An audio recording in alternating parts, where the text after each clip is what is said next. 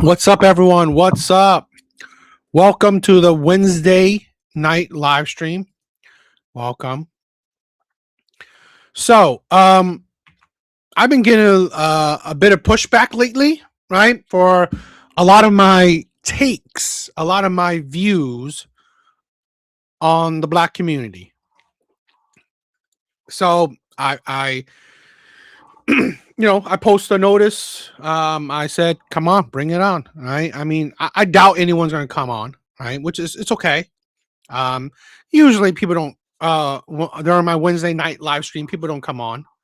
It's all good. I can understand. But I mean, if you do have some opposing viewpoints, I'm willing to have a conversation, right? Respectful. I've always said this. I always try to promote a respectful conversation. I'm not trying to disrespect you. It's all about having a conversation, right? It's all about having a conversation. Hey, Zyrax. Hey, I would love it. Please, let's do it. Right? I would love it. I would love to continue what we were talking about last time, right? I would love it. But yes, if you have an opposing view, right? If you disagree with my views on anything, particularly, the Black community, feminism, whatever, here's your chance to let's have a conversation. Let's have a conversation. I'm down to have a conversation. So, I have a few videos, right? If no one's gonna come on and debate or have a conversation, I have a few videos I want to react to.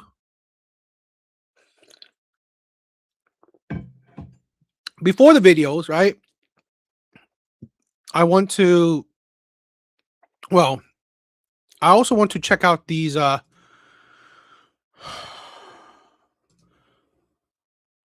comments I've been getting, right? So let's do it. I don't know if you could see it, right? But these are comments I've been getting from my videos that I've been posting. So why not? Let's talk about it, right? Why not? Let's address it live. I think that'd be fun. The Nolan Well situation doesn't just apply for Blacks. It applies for Hispanics too. They don't mess with you either, Mija. They don't even like y'all. So if you don't know, there's a situation, right? Recently, Nolan Wells, a Black kid who was found dead. Before he was found dead, he was hanging out with a group of friends, all white. So now, the new narrative, right? There's always a narrative right now, right? I've said this. This is why I create my channel. It is not to hate on anyone. It is not to, in my opinion, it is not to be sexist, racist, or whatever you want to call me. It is to stop this propaganda, right? So because of this recent Nolan Wells thing, right, where a black kid, after hanging out with his group of white friends, uh, he was found dead. Right, he was found alone. None of his friends were with him, supposedly. Right, all this is still conjecture. Nothing is there's no trial yet, but he was essentially found dead. So the new narrative, right? The new propaganda that online black people are doing is to say, don't have white friends. Don't be the token white black man, right? Don't be the token black man, or else you will end up killed. Oh. If you are the only black man, black friend, right, black person in a group of white people, you will probably end up dead. Hmm. Huh. Okay. Okay. That's the narrative, right? So here are some comments, right? Here's some comments.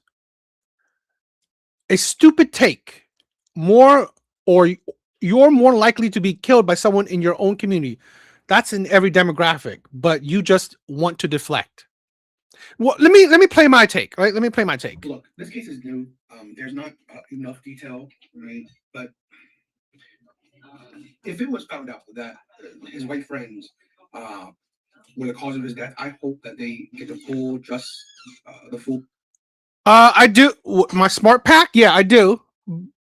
Right, the what is it? The thin red one. I do. I do have it. It, something that I found with the spray ground bags, they start chipping. Right, the plastic parts of them, they start chipping. So I still have it. It's in okay condition, but yeah. I'm assuming you saw some of my older videos. Yes. What I was saying. Okay. Full extent of justice, right? I hope they look takes like, oh my god, this is what you get for being the token black man in a whole white group, right? And in this one, See, this is like kind of foolishness, right? Deflect from the fact that we knew what happened just based on the context. Everything is just proving that. You're saying he's more likely to be killed by a black person is just dog whistle to detract from what happened. You could have said you're more likely to be killed by your own community, but you chose to try. See, you chose to try and villainize blacks with a statement, trying to validate them. No, awesome. That's cool. That's cool that you watch it before you watch my video before you bought one. Now, this is why I kind of stopped buying spray grounds, particularly at certain types of bags. The bags that are like, was it pleather, fake leather? They don't. They're not that good, right? They're not that good. They start chipping after a while. I have a few spray gun bags that have like the plastically kind of leather parts, and they start chipping over time. Now, it's not like right away, right? It's going to be a couple years or so, so you'll get a decent amount of use out of it. But they don't last as long as I wish. But thank you for checking it out and going by the video. So the statement in this one, right, is that I'm trying to deflect that they knew what happened, right? That he was killed, right?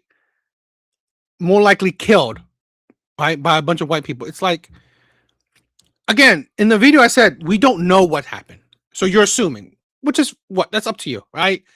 Now I said it. If he was, I hope that they will be punished to the fullest extent of the law. But it's not a deflecting when I said that it is a stupid statement when you say that, oh, being the token black person in a group of white people, you will be killed, right? You are more likely to be you're likely to be killed, or you should watch out because you could be killed. It's like, that's not deflecting. That's literally talking about the argument where It's not about if whether you're a black person with a white friend, bunch of white friends, or you're a black person with a bunch of black friends. It don't make it the race, right? The race of your friends don't necessarily, not really, dictate the chance you're living, right? The chance you will come out of it alive. So I said that yes, you are more likely, and this guy said it too, right? You are more likely to be killed, right, by your own community. So it just shows you that it doesn't matter, right, about the skin tone. It doesn't matter about the skin tone of people you're around, right? It doesn't. That's the thing. It's the character, right? It's the type of people you're surrounded with. So if you're surrounded by a bunch of jerks of white people, or dangerous, or jerk white people, dangerous white people, you'll probably be killed. Same thing if you were with black, but the color of their skin does not determine if they will kill you or not. So it's not really deflecting, and it's not necessarily trying to it's not really trying to villainize, right? Villainize black people. It's to show you that the race doesn't necessarily dictate anything, right? So if you care so much, this is what I'm saying. If you care, tonight I've said this so many times. If you care so much, right, about the black lives, right? So if a black person will get killed with a group of white people, you should also care if a black person will get killed with a group of black people. Uneven outraged, right? That's the thing. It's uneven outrage. This dude is ignorant. You gave no argument to that.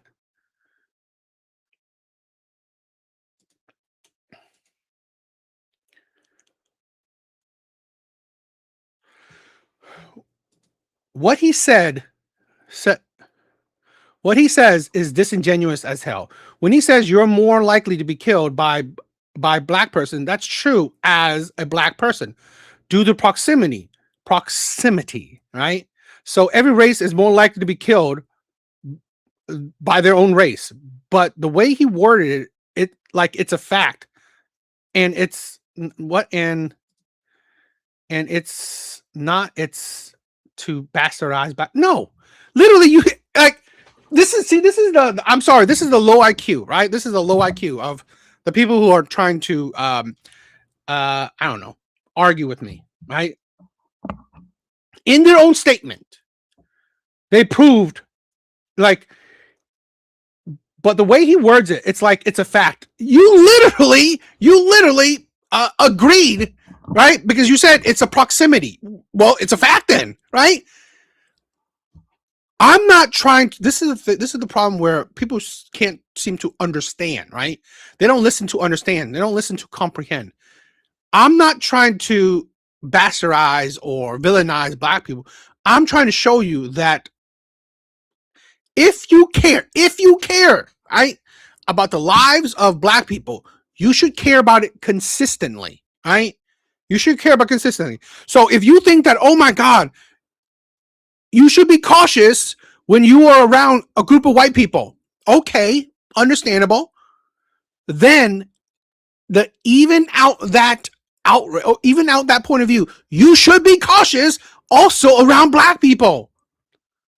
It's like you can't see. It's like you seem like you can't understand the logic. I explained it, right?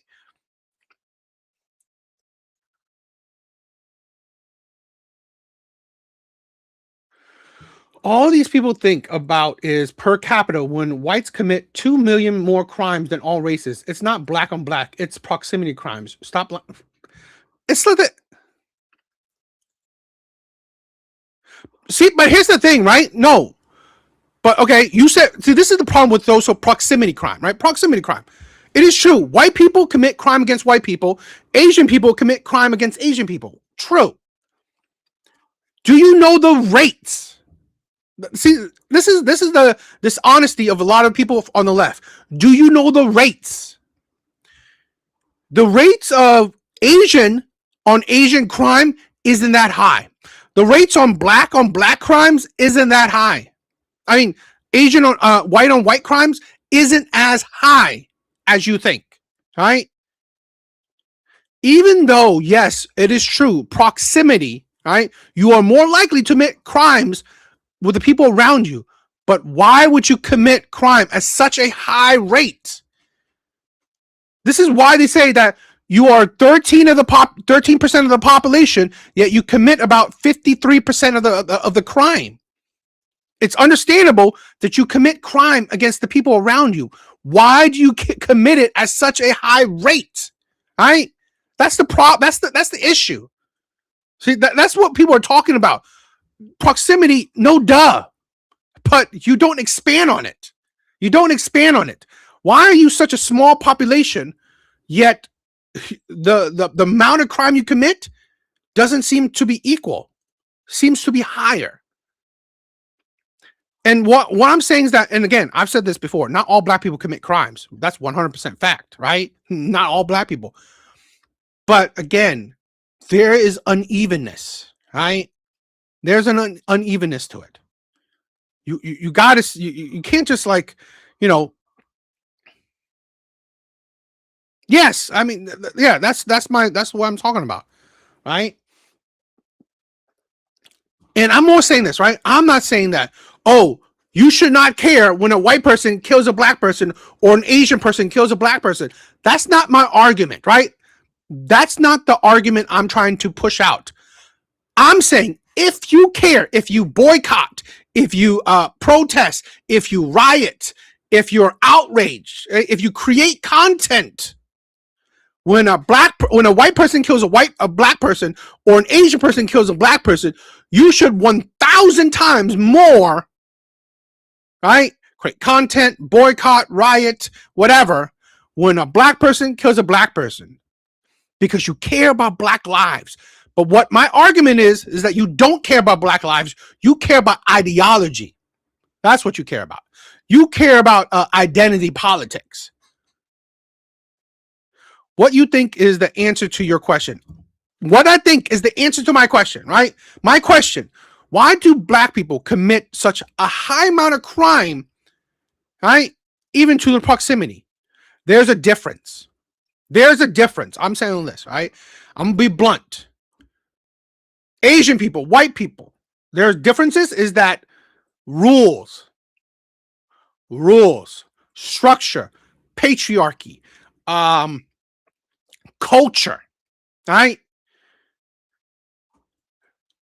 Asian people and white people, they respect and they fear authority.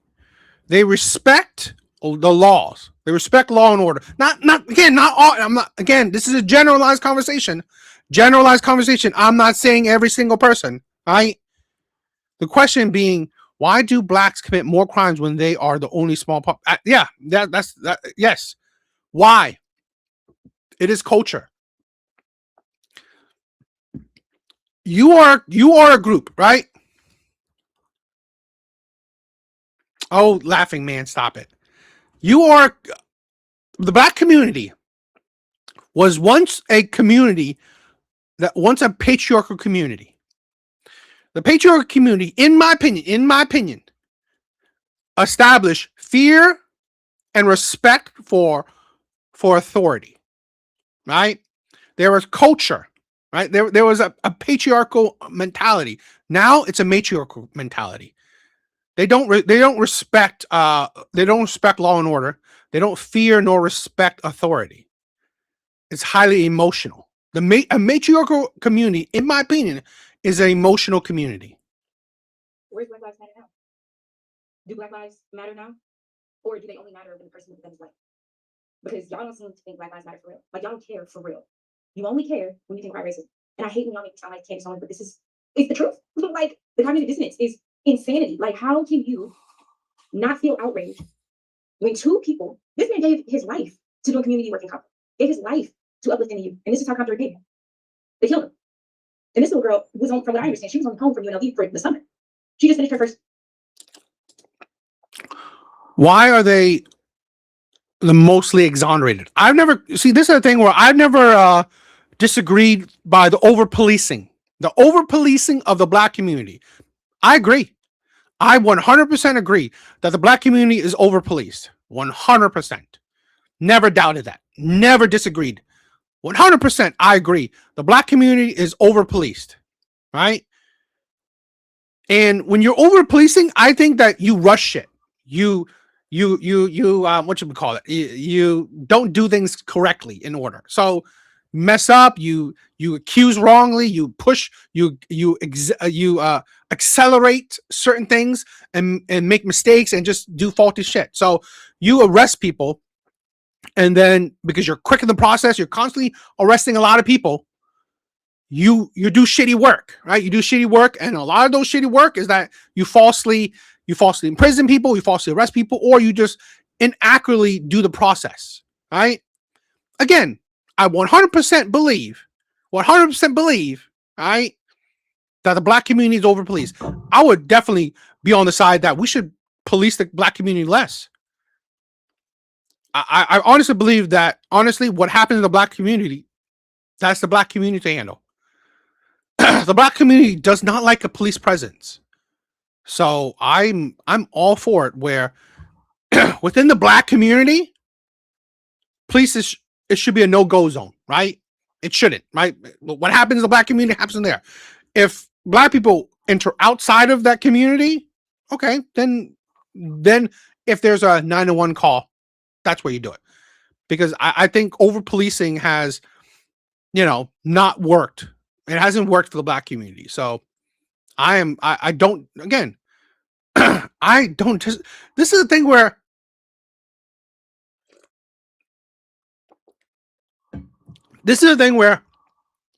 because people think I have certain views, right? Because people think I have certain views, they think I hate black people. Because people think I have certain views about women, they think I hate women. I will say this until my dying breath. I do not hate black people. I do not hate women. All right? Holding people accountable, right, is not the hate of said people. Holding people accountable for their words, their actions, does not equate hate, right? It does not equate hate. This is why I'm really tired of this, right? I love women, right? I'm not a gay person, so whether you think so or not, I ain't gay. I love women, right? I have some amazing women. Hell, Zyrax is an amazing woman, right? Amazing woman, and I just gotten to know her. I don't hate women, so sexist is ridiculous. I had a black baby mama. I've dated mainly black women. Most of my friends throughout my life were black. Or whether you think this is, I don't know, some kind of, he's, I don't know, trying to do something. I don't know what you trying to do. But I'm saying that most of my life I've been a part of the black community. But again, holding people accountable is not the same thing as hating them, right? To be honest, I love the black community. I think the black community is the coolest community around. There's no other cooler community than the black community. I literally did. You said, why are black convicts mostly exonerated? I literally said it, right? It's poor policing over policing. I don't know what you're trying to, I literally answer your question. I mean, I don't know if you're hard of hearing. Because of over policing, right? And poor policing, where when you constantly need to bring in a whole lot of inmates, arrest a whole lot of people to maybe meet a quota or whatever, the processing is you are doing it poorly, right? You're not doing it in order. So a lot of times you miss evidence, you wrongly arrest somebody, a bunch of failed shit, right? So it's poor policing, right? You're not going through the red tape correctly, and you're over policing. You're just trying to get a whole lot of people arrested, right? You're trying to arrest a lot of people to meet some kind of quota, I'm assuming. So again, I'm literally telling you why black convicts are mostly exonerated.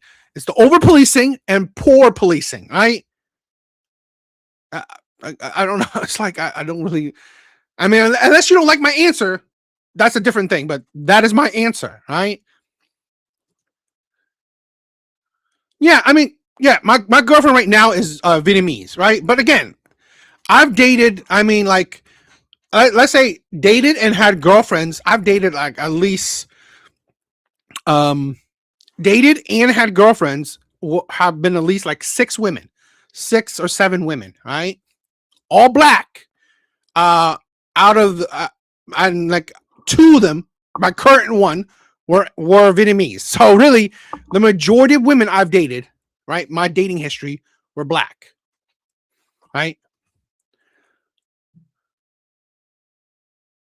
No, you know what I'm using? Homicide. A black person killing another black person. That's what I'm using. I'm not using petty theft. I'm not using other shit, right? I'm using, right, proven a black person dying, a black person getting arrested for that death. So that's what I'm using. I'm not including any other statistics, right? It is literally proven, right?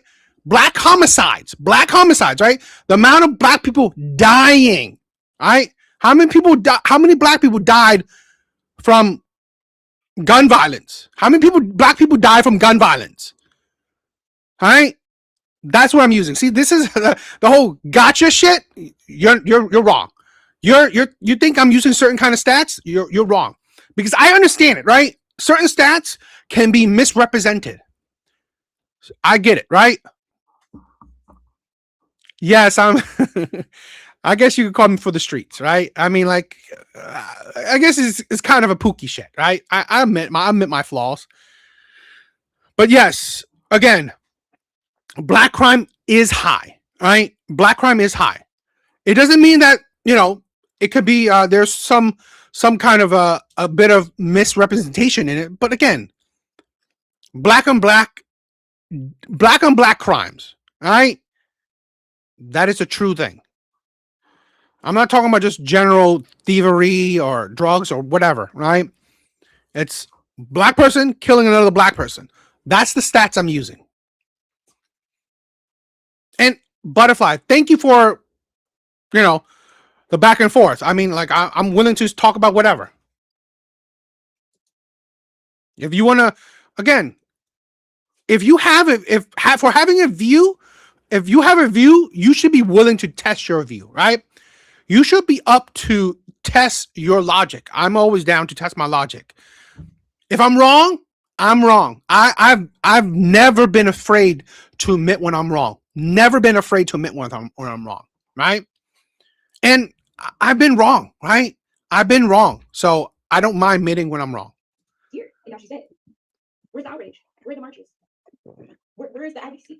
Who's out doing vigilante work to kill it? Nobody. Plenty of people know who did this. You know what they're going to say? Nothing, because some committed to street code, some committed to hood culture. So we just let ours, the best of ours, be murdered in cold blood by people who look just like them. And we do nothing. We say nothing. We feel nothing. Did you know that black people comprise 13% of the population in this country and commit almost 53% of the murders? And you know who the victims are? People that look just like them. These are the victims. And y'all don't care. You're not moved. You're not moved. It's disgusting. Like, how are you not disturbed? How are you not disturbed? Like, what is going on? What is going on? Like, is this Black Mirror? Like, I feel like I need to like bang my head against the wall. Like, there is no outrage. We act like this is normal. This is not normal. Everybody's not going through this. It's just us. It's just us. And y'all are not angry. They're not angry. It's wild because we can identify refugees in every other community. When you are forced to leave home because of violence and fear of persecution, you are a refugee. And you know that when you grow up in the hood, the goal is to leave, the goal is to get out. That's when you know you've triumphed, is when you get out of the hood. We are refugees. And these people that killed them, they are terrorists. If you live in the hood, you can't go outside of certain places. You can't go to certain places are off limits to you in your own community because you could be harmed. That is terrorism. That is domestic terrorism. I don't understand what we're not getting. We act like this is normal. It's not normal. It's not normal. It's not normal to not be able for teenagers to not be able to go out in their own community. Like when I was growing up, I want to talk about this, right? So here's this comment. First off, we are outraged. Many, God, it's so weird. Many have made that point. No, we haven't. I mean, I'm not saying nobody, But again, this is what people sometimes don't understand the logic I'm pushing out, right? So the amount of press, the amount of influencers, right, content creators that did a piece on, let's say, the Rich Chow incident or boycotting Asian businesses, or the amount of Carmelo, right, videos, right? There should be a million times more, right? Million times more of those kinds of videos when it comes to black on black. It's uneven outrage. No one's saying that no one is saying that there's zero care. No one's saying that there's zero care. It's just uneven. It's uneven, right? It is an uneven amount of outrage. I get it, Hamza. Glad you clarified. So does that mean that white people are the highest statistically in mass shootings? Yes, it does. But again, it is here's my thing, right? I don't agree. Yeah, white people are the highest in the statistically in mass shootings, or at least from what I've seen from certain studies. But again, right? You don't see white people being more outraged, right? More outrage relatively when a black person kills a white person. There's not a extremely more outrage, right? It's like I'm talking about the uneven outrage, right? Why do you care about one death more than the other death, right? If you just cared about death, period, right? So if you care about black lives, you should care about black lives consistently. That's my argument, right? That's my point. All right. And white people do make us think about mass shootings, right? I mean, the ones that are, or school shootings. Now, let's say this, right? The whole statistically of mass shootings. The problem with that is a lot of times they don't include gang violence, right? So if you're saying school shootings, yes, 100%. White people make up the majority of school shootings. But if you include gang shootings, which a lot of times drive-bys, you're spraying bullets, so you're more likely to kill multiple people. But again, yeah, I mean, no one. It's like I'm not trying to, like, I don't know any white people in real life, so I'm not trying to stand up for white people. I don't really care. I really don't care about white people. Right? To be honest, I don't. Yeah. So yeah, the first part is like, yeah, the outrage isn't even. Secondly, we have been advocating for a stop to this mess since the 60s. Have you? Have you? Because I've seen there's more riots when, let's say, a cop kills a black person, the George Floyd thing, or protests. Show me how many protests, right? When it's black on black, it should be 1,000 times more, right? It should be 1,000 times more because that happens more. So where's the advocacy? I don't see that. I mean, like, again, I always admit that my FYP is different than other people. So I don't. I will gladly be proven wrong, but I don't see it on the other side. I don't see the advocacy to stop black on black crimes. I don't. I don't really see that. To be honest, I see the defending, right? The whole thing about proximity, you're trying to defend it. You shouldn't. You're trying to defend it. You say, "Oh, that's why it happens." Who gives a shit? Why? It shouldn't happen. Third, black people make up 16% of the U.S. population and commits 32% of violent crimes, with 70% of those being against black people due proximity. Okay. Well, then you should care about that a whole lot more, right? Your proximity, you should be caring about what's happening around you a whole lot more than what's happening further away. We make up 53% of arrests, of which 49% are exonerated. It's not true, right? Now, again, the black community do have a here, I'm going to do it, right? ChatGPT. Google it. Black people are about 53% of arrests, but only 49% of the exoneration. No, that is not generally accurate statistics. It appears to mix two different data sets. Black Americans account for about 53% of known homicide arrests in recent FBI crime data. This figure is specific to homicide arrests, not all arrests of all crimes. All right. So it's 53% of homicide crimes. That's what I use. Now, the Innocent Projects, right, which is what we're talking about, the exoneration, reports an even higher share among its own cases, right? About 58% of people it has helped free and exonerate Black people, but a subset of all exoneration, not in the national total. So it's, again, it's a little bit different kind of data sets to use.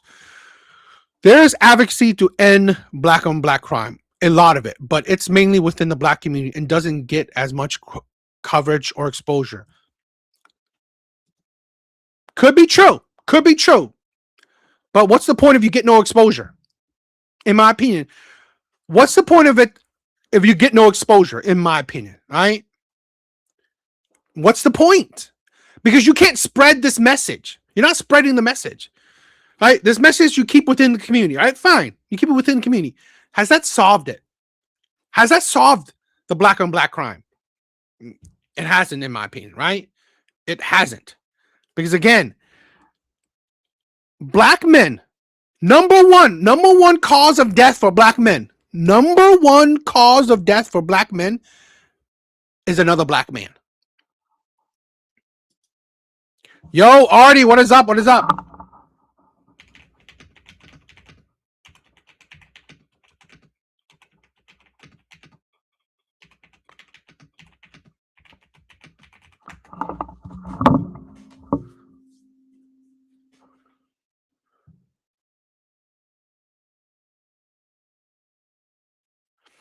All right.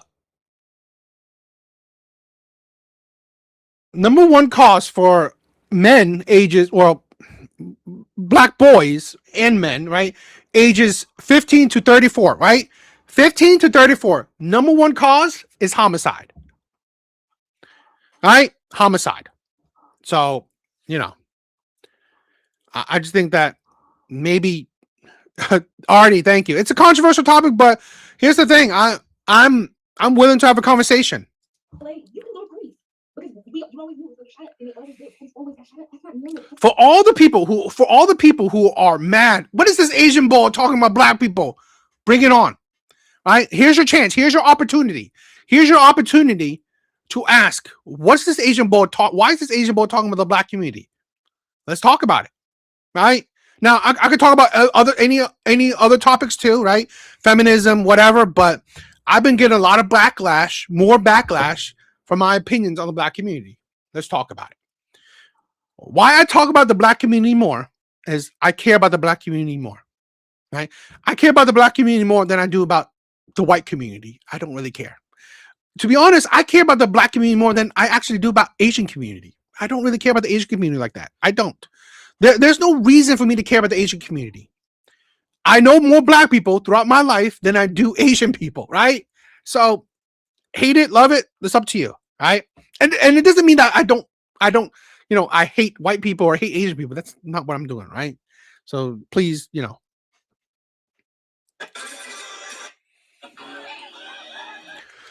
Okay, well, I was just commenting on okay, let's do this.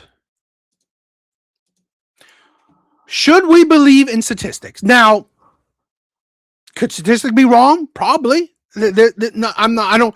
I've said this, right? Don't believe anything 100%. Don't believe anything 100%. But, right?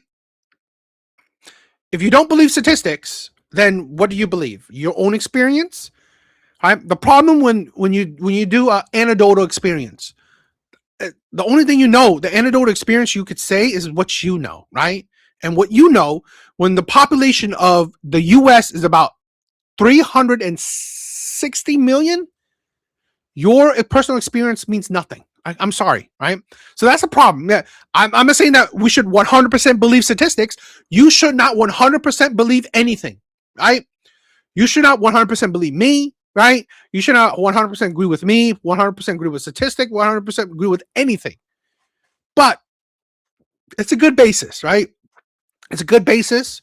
That's why with these numbers, let's say the whole 53% of homicide arrests, it could be higher, it could be lower, right? It's an average, right? I never say, oh, that's exact, right? It's not an exact thing. It's not an exact science, in my opinion. Just say it's a, kind of thing. But again, if we don't believe in studies, statistics, surveys, shit like that, what would we believe in? Our personal experience? It's stupid, right? When it comes to personal, there's so many wide ranges of experiences, right? Now, let me say this, right?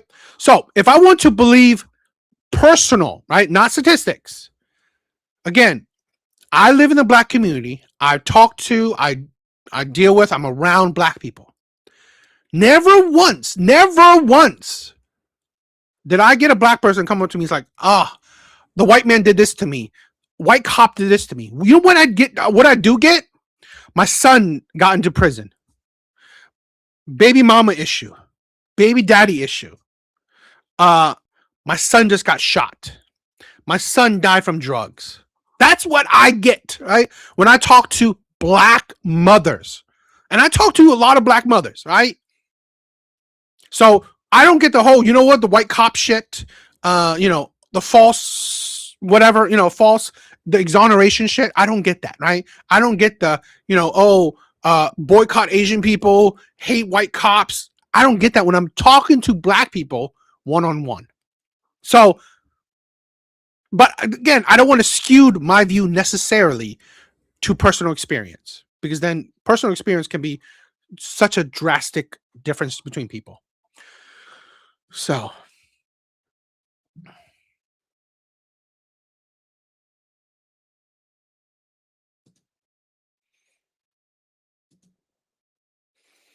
right. So I saw this on TikTok and I wanted to talk about it.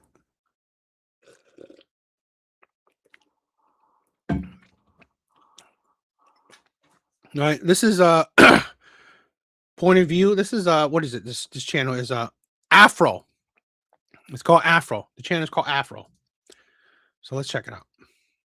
Hello, beautiful people, and welcome back to another episode. We're going to talk about it, right? So come on in. You join this discussion because you. First and foremost, we hope everyone had a safe and enjoyable 4th of July weekend. But while many others were celebrating, others made the conscious decision not to. I mean, what are your thoughts about this? How do you feel about it? You know what? America celebrated 250 years. And if you didn't want to celebrate, that's your business. But how often are we going to complain about America? There's so many countries, 190 plus countries. Find another one and go over there and celebrate what they got going on. That's your excuse? That's my reasoning. Because I am just tired of it. Well, why are you so tired of it? If you don't like it, just don't be here. 100%. 100%. This is why I want Red Door. What is up, my sister? What is up? This is my problem, where I want to break this propaganda that, a lot of people have, in this case, the black community, right? Stop hating America. I won't be honest. Stop it. If I could ever break this shackle of the propaganda, right, from the black community or anyone, 100%, America has an ugly history. 100%. America has an ugly history. Never once have I doubted the ugly history of America. Never once, right? The atrocities America has done to Native Americans, the atrocities Americans have done to minorities, particularly the black minority, but they've done atrocities to Asian minorities. They've done atrocities, right? 100% they have. But I'm not going to hold America, its people, its spirit, right? Accountable for other Americans, right? I'm not going to make America a monolith in a sense. And in my opinion, right, I don't know if you think it's a good job or not. America has tried its best to right its wrongs. Whether you think it's done a good job or not, that's up to you. But I think it's tried its best. It's continue to try its best, right? It's continuing to try its best. And I believe the heart of America, right? I believe in it. Red Door, Eric, what is up? What is up? So I believe in America now, and I believe in America the future, right? If you still hate America, leave. If you still hold America, if you still hate America because of the past, leave. Find a better place. All right, find a better place, because I'm tired of it too. You are being shackled to the past. There are certain groups of people trying to force you to keep on being shackled to the history. And when you're shackled to the history, you hating America, it doesn't prosper. It doesn't move America to a better place, right? It just continues to divide us, right? Black against white, women against men, right? Democrats against Republicans. When you keep on doing that, we are just divided against each other. So I'd rather you just fucking leave. Just leave. Give me one example of America trying its best. All right? I don't know about you. Slavery, Jim Crow, all this, the ugly history. In 2026, right? America has the most amount of black millionaires and middle class in the world. America has the most amount of black millionaires and black middle class, right? America, right, has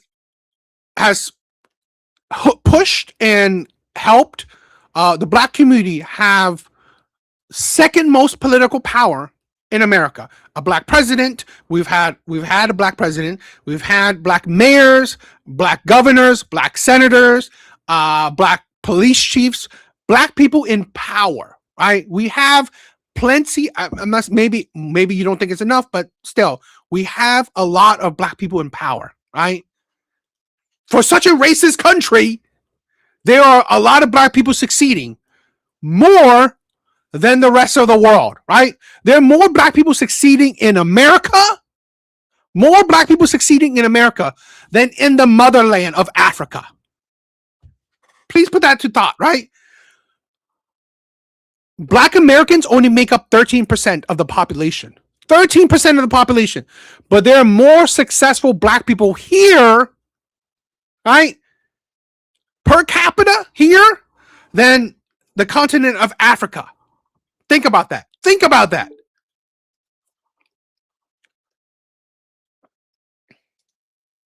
Spider, what is up? What's up, BA? Can you hear me okay? I could. What's up, my brother? All right, what's going on, man? Just wanted to come up here and kind of push back on some of the stuff that you're saying. I love it. I wonder, I always respect people with different point of views, opposing opinions. Please test my logic. I'm always down for a respectful conversation. What's up, my brother? Yeah, I just talking mainly about this hatred or dislike for America in general. Okay. And I'm Native American myself. Native American. Okay. Yeah, I'm from my family's from the Cochiti tribe, from the Pueblos, and we're Navajo as well, and we're also Lakota from South Amazing. Dakota. So, our views of America, right? We have a lot of. I grew up with a very anti-American perspective, you could say, and it's not that like there's like this hatred for like the spirit of America, right? It's this hatred for the government and the systems that have been put in place or have been built basically on top of us. Mm-hmm. But they haven't just been built on top of us Native Americans. Those same systems were built on top of Black Americans as well. So I feel very strongly about like the Black experience in America, and I uh, to me it's very similar to the Native American experience in America. Uh-huh. Uh-huh. You know, Uh-huh. the government has screwed us both over, um, and I listened in when you had debated Iraq a few weeks ago, and Mm-hmm. one thing that you said was that history shouldn't matter that much, or history shouldn't be that important. And that's Well, let me wait. easy. Let me Go ahead, go ahead. clarify it a little bit, right? I think history is important in the way that you should learn from it. Right? You should learn from it. So you won't repeat it. But when I say history doesn't matter that much, what I mean is that you shouldn't be shackled to history. So what I want to say that, right? I respect you, Native American. It's like I've said this a little while ago. I 100% agree. America has an ugly history, right? Ugly history. But let me say this: what has hating America uh, done for the Black community or even the Native community? What has it done? Right, the continuation of that hate for the government or hate for whatever you want to say. Has that improved the lives of Native Americans or even the Black community? In my opinion, it hasn't. Right. So that's where I say the shackling to the history. So you can't, in my opinion, right? You can't succeed because you are blinded by rage. I'm just saying metaphorically or whatever. Is that you're just blinded by rage? You're blinded for hate of the system, right? So you can't, in a way, take advantage or make the system work for you. So I don't disagree. All right, the history is ugly. But when I look at Native American and Black communities, I maybe it's not a one-to-one comparison, but I look at it through the immigrant lens, right? I look at it through the immigrant lens. Why? Why do immigrant communities, right, in general, not every single immigrant community, but in general, the immigrant community has in 2026, in either 1 to 2 generation, have now outpace the white community in general. I believe it's that because the immigrant community is not hold on to the history. They're not shackled to the history. So it's not, I believe that shackling is holding people back. It's the motivation, the lack of motivation, lack of a drive, right? And because of that lack of drive, you can't achieve better. So in when I see the Asian community, they have that drive. So they're pushed past even the white community, even though they make a small percent, right? The Asian community doesn't like necessarily outpopulate the Native American community, but they outpace, right, per capita. They're doing better educationally. They're doing better, individual and family income compared to white people, right? So I just, again, like I said, I could say that not necessarily 1 to 1, but it's like some correlation. So in my view, right, where I look at it is that I'm promoting, I think better for most communities is to not be shackled, right, by the history, right? You learn from it, so you don't repeat it. But if you're constantly angry about it, constantly shackled to it, you are doomed because of it. So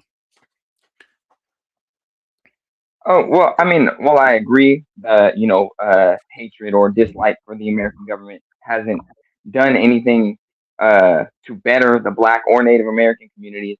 Embracing the American system also didn't do anything to better us because the thing is the difference between but have they have do you say that? I mean, I mean, I don't know nothing about the Native community, so well, you one know, thing show my ignorance. one But I would say the Black community that has embraced the American, there are Black millionaires, Black success, Black presidents, Black senators. I mean, like people that I would believe that hasn't been 100% shackled, right? They surpassed, the struggles. So, Well, yeah, there's of course there's going to be people, you know, who do overcome the odds, right? Because when you're born into, um, not necessarily everywhere, but certain Native American communities in this country and certain Black communities in this country, you're born into a disadvantage. And despite what, you know, yeah, you can say, oh, well, everybody has equal opportunities. But, you know, one thing with history, right, is there's generational trauma.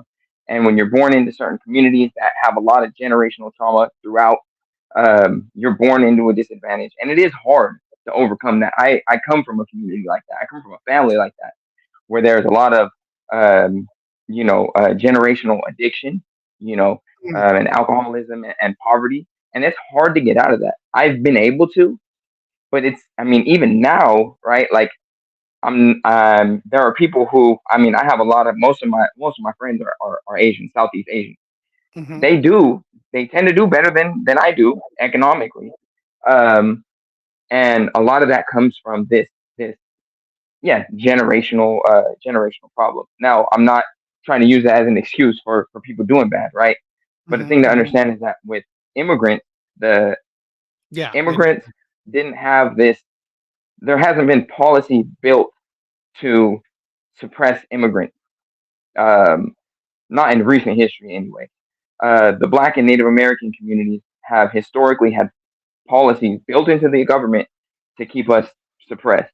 And while, yeah, the '60s and the civil rights movement and stuff like that did do away with a lot of those policies, it didn't get us out of the hole that we were put in due to those policies, right? Last time when you were debating with Iraq, you had brought up the Jim Crow era. mhm, And one thing about the Jim Crow era and the some of the policies that were uh, passed during that time, one of them was um, convict leasing. mhm, And convict leasing was since slavery was abolished at that point. Convict leasing was a way to keep um, people basically enslaved because the 13th Amendment that got rid of slavery said basically says, well, you can still be a slave as long as you're incarcerated. And so this is where like the mass incarceration of Black Americans really began and Black men, and that created a lot of um, single parent households where Black women had to take the lead at that point. mm, And so that was a policy that was built. It's debatable whether or not we could say it was built to suppress the Black community, but it certainly did suppress the Black community. And following that, right, just shortly after that, for the Native American community, there was the Dawes General Allotment Act, which basically shrunk the size of our reservations and said toward anybody that wasn't a married man between the ages of 18 and I believe it was 50 that you can't have land. And so if you can't, like, because the Dawes General Allotment Act gave us certain plots of land on the reservations that were going to be ours, like our own property, but it was only going to be for married men between like the ages of like 18 and 50 or something like that. And so it left a lot of people landless, you could say. And what the government did with that extra land was sell it off. That suppressed Native Americans. Again, going into the 1930s, a little later on, with the New Deal policies. Um, the New Deal policies, while in general they did well for the American populace, they still kept Black and Native Americans suppressed because they kept us all at the lowest tier of society, you could say. There were certain jobs we couldn't get, certain places we couldn't move to.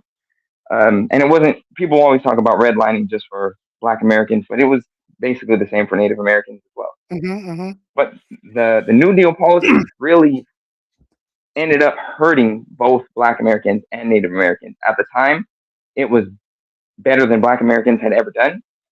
But when America started offshoring labor, when um, industrial jobs became more, started using more automation and stuff like that, it ended up getting a lot of Black Americans who were stuck in those lower hard labor jobs ended up becoming jobless. Another thing was there was an agricultural act that was passed um, during that same time with the New Deal policies that got rid of a lot of um, Black agricultural jobs. Something like, I believe it was like almost a million Blacks in the South who were working agricultural work lost their jobs. So we start seeing this trend of Black unemployment. Native Americans, we always had unemployment because there's just no jobs on reservations anyway. But these things, Are right? Native Americans They, not allowed out of reservations? well, you have to understand if you look at a map where reservations are, Uh huh. we're so far out. Usually, most reservations are so far out of the way that, especially during the 1940s, 1950s, 1960s, and even 1970s, not many people who were born on reservations were leaving because of the fact that how were you going to leave? You were poor, you didn't have anything, and you a lot of people had nowhere else to go, and it was it made it difficult to leave. Of course, we were able to leave, right? My grandfather actually did leave. He was Mm, born on a reservation, and he actually did leave, but he okay. left because his brothers joined the military, and that was Mm, like the only way out for a lot of Native Americans on reservations, mm-hmm. right? And his brothers came out to California and helped the rest of the family come out to California. Mm, Um, but for a lot of Native Americans, especially at that time, it was just really hard to leave the reservations because, I mean, it's like if you're living in poverty, right? You can't just up and leave where you're at. A lot of people say that like it's easy to do, but it's not, right? When you don't got money to move somewhere, you just how are you gonna move somewhere? mm, But my whole point being that systemically over the past 100 years, especially all the way up until like the 1960s, there were policies that were passed to suppress whether or not they were passed to suppress. They did suppress both the Native American and Black American community. And the 60s, right? My mom was born in the 60s, so my mom was born into that, and I'm sure a lot of other people's parents or grandparents were born into that. That generational uh, trauma or generational poverty or these generational problems, they just don't end in one generation time for a lot of people. So that's why you see a lot of things the way they are right now. And so that's why the history, you could say you shouldn't be shackled to the history.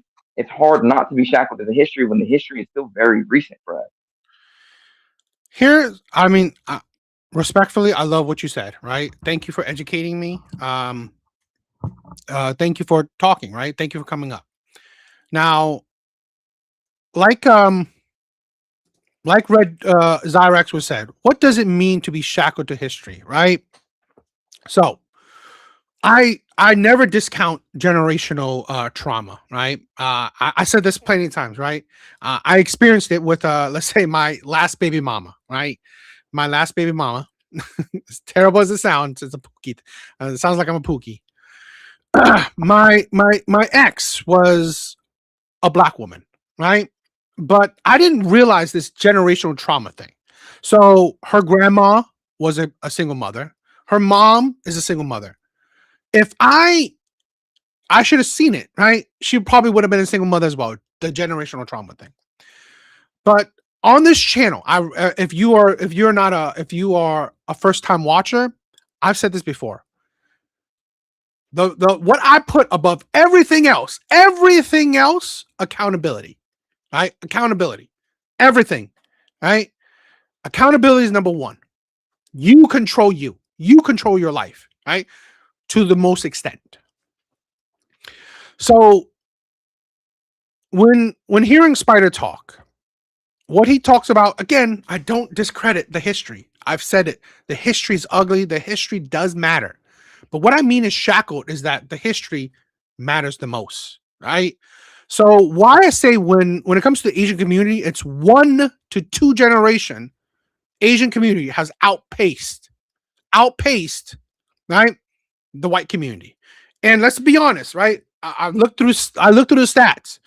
Yes, some of the Asian people that came to America, H-1B visa, right? They found, highly educated or high middle class Asian people. I don't discount that, right? But that isn't the majority, right? That isn't the majority of Asian people has come to America. Guess what the majority is, right? The majority of Asian people that came to America is family sponsored Asian people, right? So you knew someone in America already who sponsors you. So they help you bring over. And usually those are low income Asian people. So this is why I want the unity, right? I want the unity within our community, right? Within our minority communities. I don't, I could agree that it's not necessarily one to one, but there is some ideas we could take. Asian people also live in these red line communities or these poverty communities, right? A lot of Asian people don't come here rich. They don't come here rich. They don't come here highly educated, right? They come here lower class. So what they do is that they're living together, right? My family started out living with my mom came here, started living with my aunt. She worked hard. It's like I don't know. I don't know how the Native American community does it, but again, she was a nail tech. Nail techs mean nothing, right? My mom also, a lot of Asian people, they weren't working, doctor jobs, finance jobs, engineering jobs, right? They're working very low pay jobs, right? But the thing is that we did it as a community. We did it as a family, right? We did it as helping out each other. So yes, the immigrants that came here didn't suffer from the generational traumas, but again, we all had our problems, right? A lot of the Asian people that came here, they barely had paychecks, and the paycheck they had to send it back to their old country, right? To support other people, so they made even less. But it's still, we help out each other, right? We help out each other. So this is a thing where the Asian ingenuity, the Asian spirit, we took advantage of America to better ourselves, right? And this is where the shackle holds, right? Is that if you believe you can't make it, and if you don't think of ways to make it, then yes, you will be shackled to the history. You will think that you can't make it because of the history. Hell, I don't know why majority of Native Americans didn't join the military. I'm not saying they should or not, but it's like whatever way you can make it, you should try to make it, right?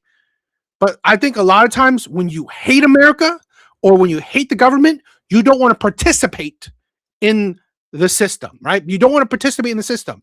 So I know a lot of, I'm not saying everyone, but I know a lot of black people who hate America, who hate the system, who hate capitalism, whatever. They don't want to participate on how to better their life. Yet, in the same token, they say they can't better their life because of America, right? A lot of Asian people, maybe I'm doing terrible secrets, but we do workarounds where we are trying to take advantage of the system, right? So trying to make ourselves better. And the thing is that a lot of Asian parents is that they don't care about themselves. They care about their children, right? So even if they're poor, they will work 1,000 times harder so their children can get that education, the doctor, the lawyer, the engineer, the accountant, whatever.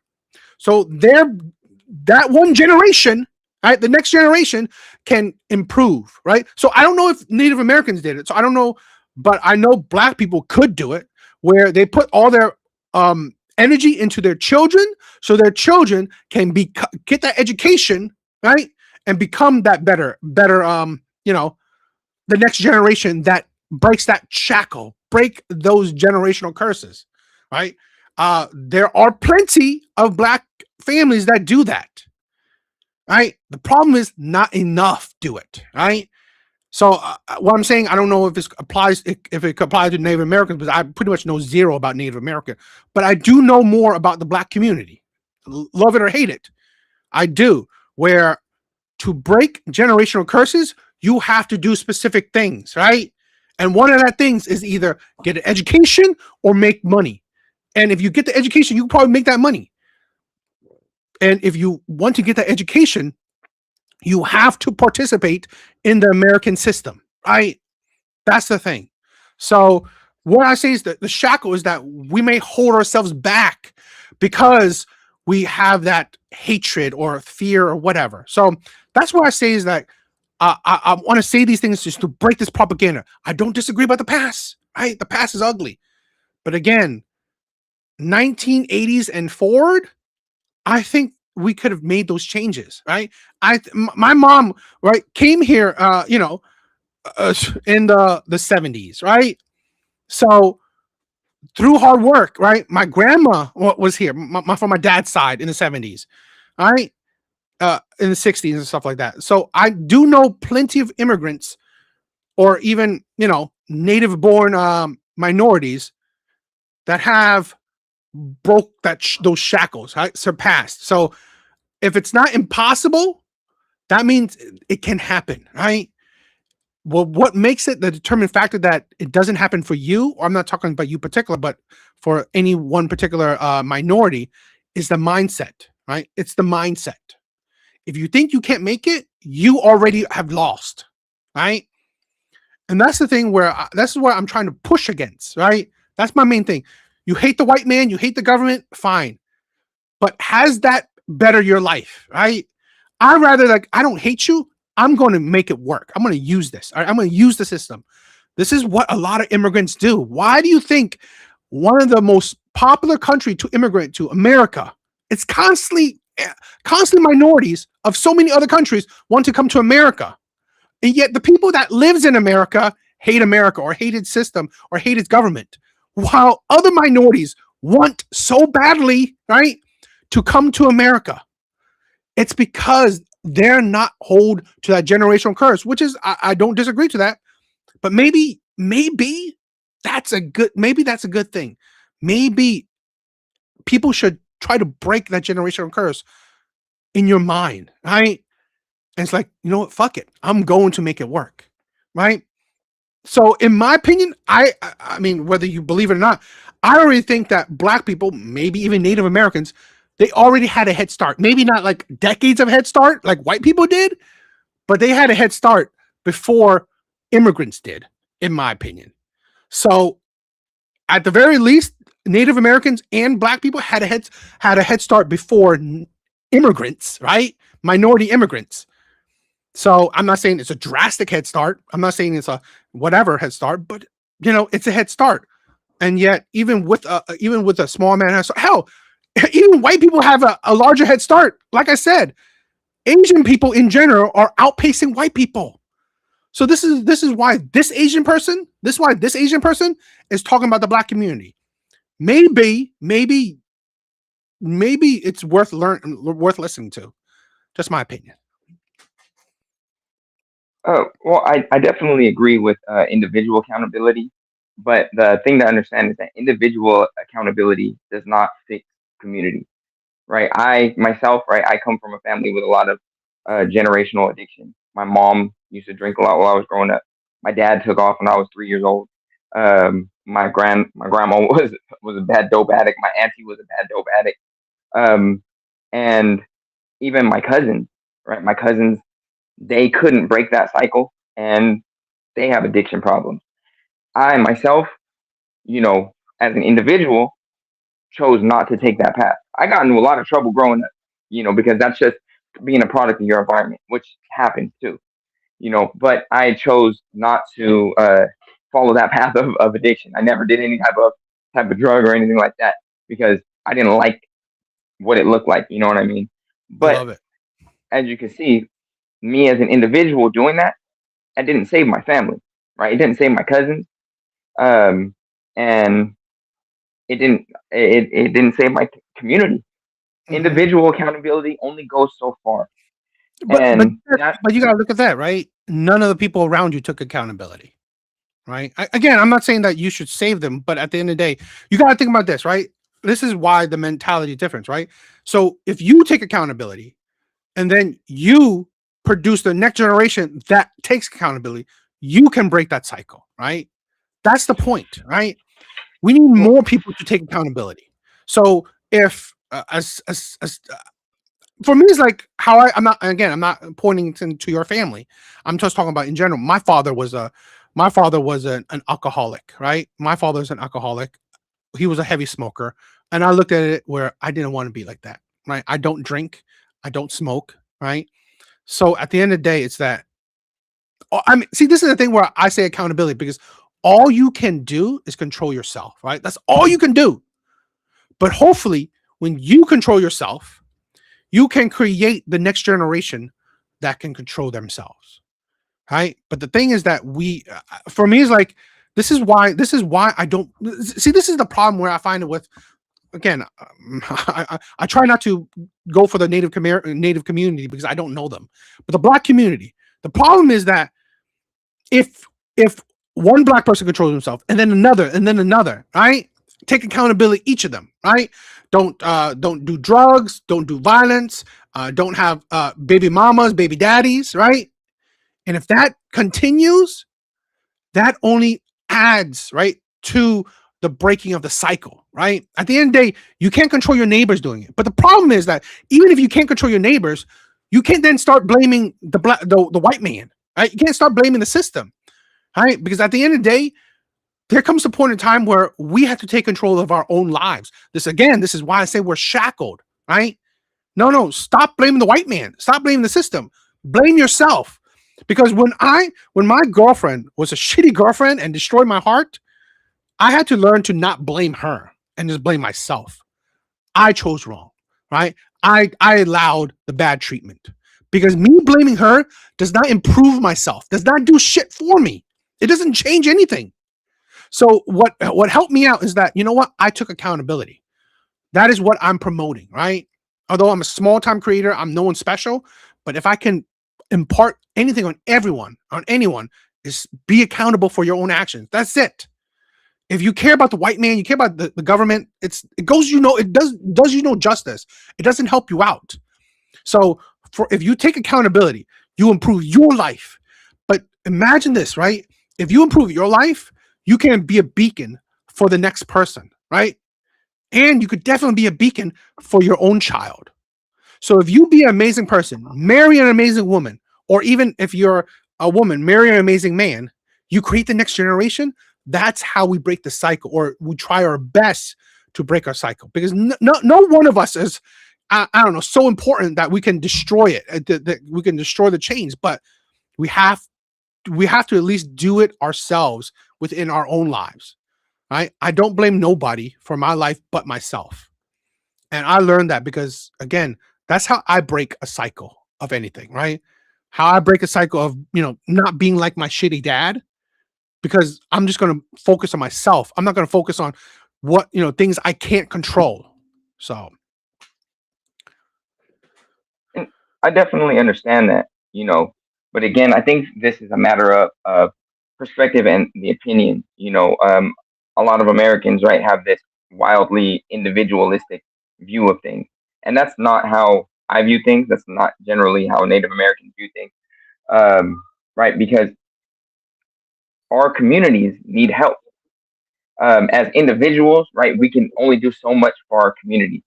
And like I've seen it with my own eyes, right? I could say that, yeah, my cousin didn't take accountability for themselves or for their own actions, but my cousins needed help.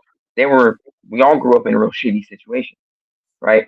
And nobody was there to give us help, especially young people. Young people, we could say as adults, right? As me, as a grown man, yeah, I'm accountable for my own actions.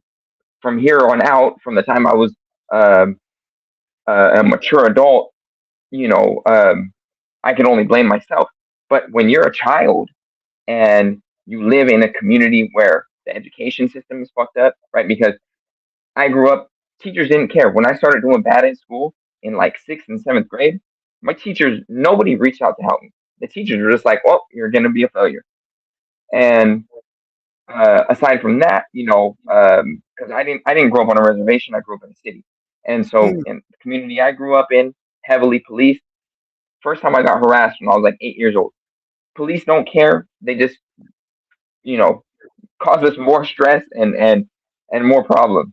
Teachers don't care, and this because our communities, our schools are underfunded, and um, did your there's a did your lot of parents care? systemic problems. What was Did your that? parents care? Say that again. I'm sorry. Did your parents care? My parents. Well, my dad wasn't Or even in the house, your dad wasn't in the and house, and then your mom was no, and yes. and Yeah, my mom was busy partying. Um, but the See, thing is, that's hard. like a lot of people in not just the Native American community, but you see it in the Black community. You see it in the Chicano community as well, the Mexican American community as well. Um, where, yeah, I mean, because there is a systemic problem here. Our communities, our our schools are underfunded, so the teachers don't give a damn about it. And then when we have problems at home from our own parents, by the time we're 13 years old, a lot of us are in gangs already. I No. was already running the streets at 13, 14 years old.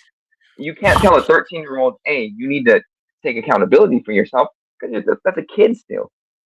And a Here, lot of times, by the time that people become adults, a lot of times it's too late. I have a lot of friends that they went to prison at 14, 15, 16 years old and that ruined their life because by the time they got out, if they ever got out, they're 25, 30, and that really destroyed their life. It sent them back far, and then they come out, and it's really hard to bounce back from that. And this happens a lot in the Black community, in the Native American community, and even in even in some Asian communities as well. Most of my friends are Cambodian, and I see it a lot in the Cambodian community as well.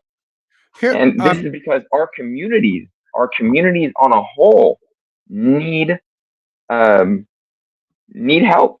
And who should help us? You could say individuals should do it, right? But individuals can't save a whole community. There are but, systemic issues here that the government should be fixing. no, here's the thing where when I listened to your story, right, it got me thinking that what I mean, if the government helps, great. Before that, I want to say this, right? Butterfly Goddess said, should the police take accountability for their wrongs? 100%.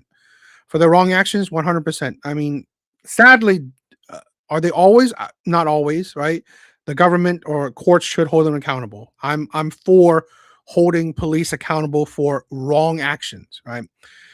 But here's my thing where uh, I come from a poverty community, right? I've my mom wasn't wealthy. I've my family lived in a car, right? So I've experienced poverty. The, the difference is, right? The difference is when we talk about individual, right? I still think that the Asian community is a community, right? Where my mom did not do drugs or drink or whatever, right? She focused on bettering her kids' lives.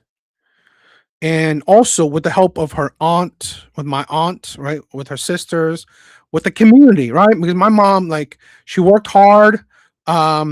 She borrowed money from other Asian people. She like my mom hustled. She worked hard.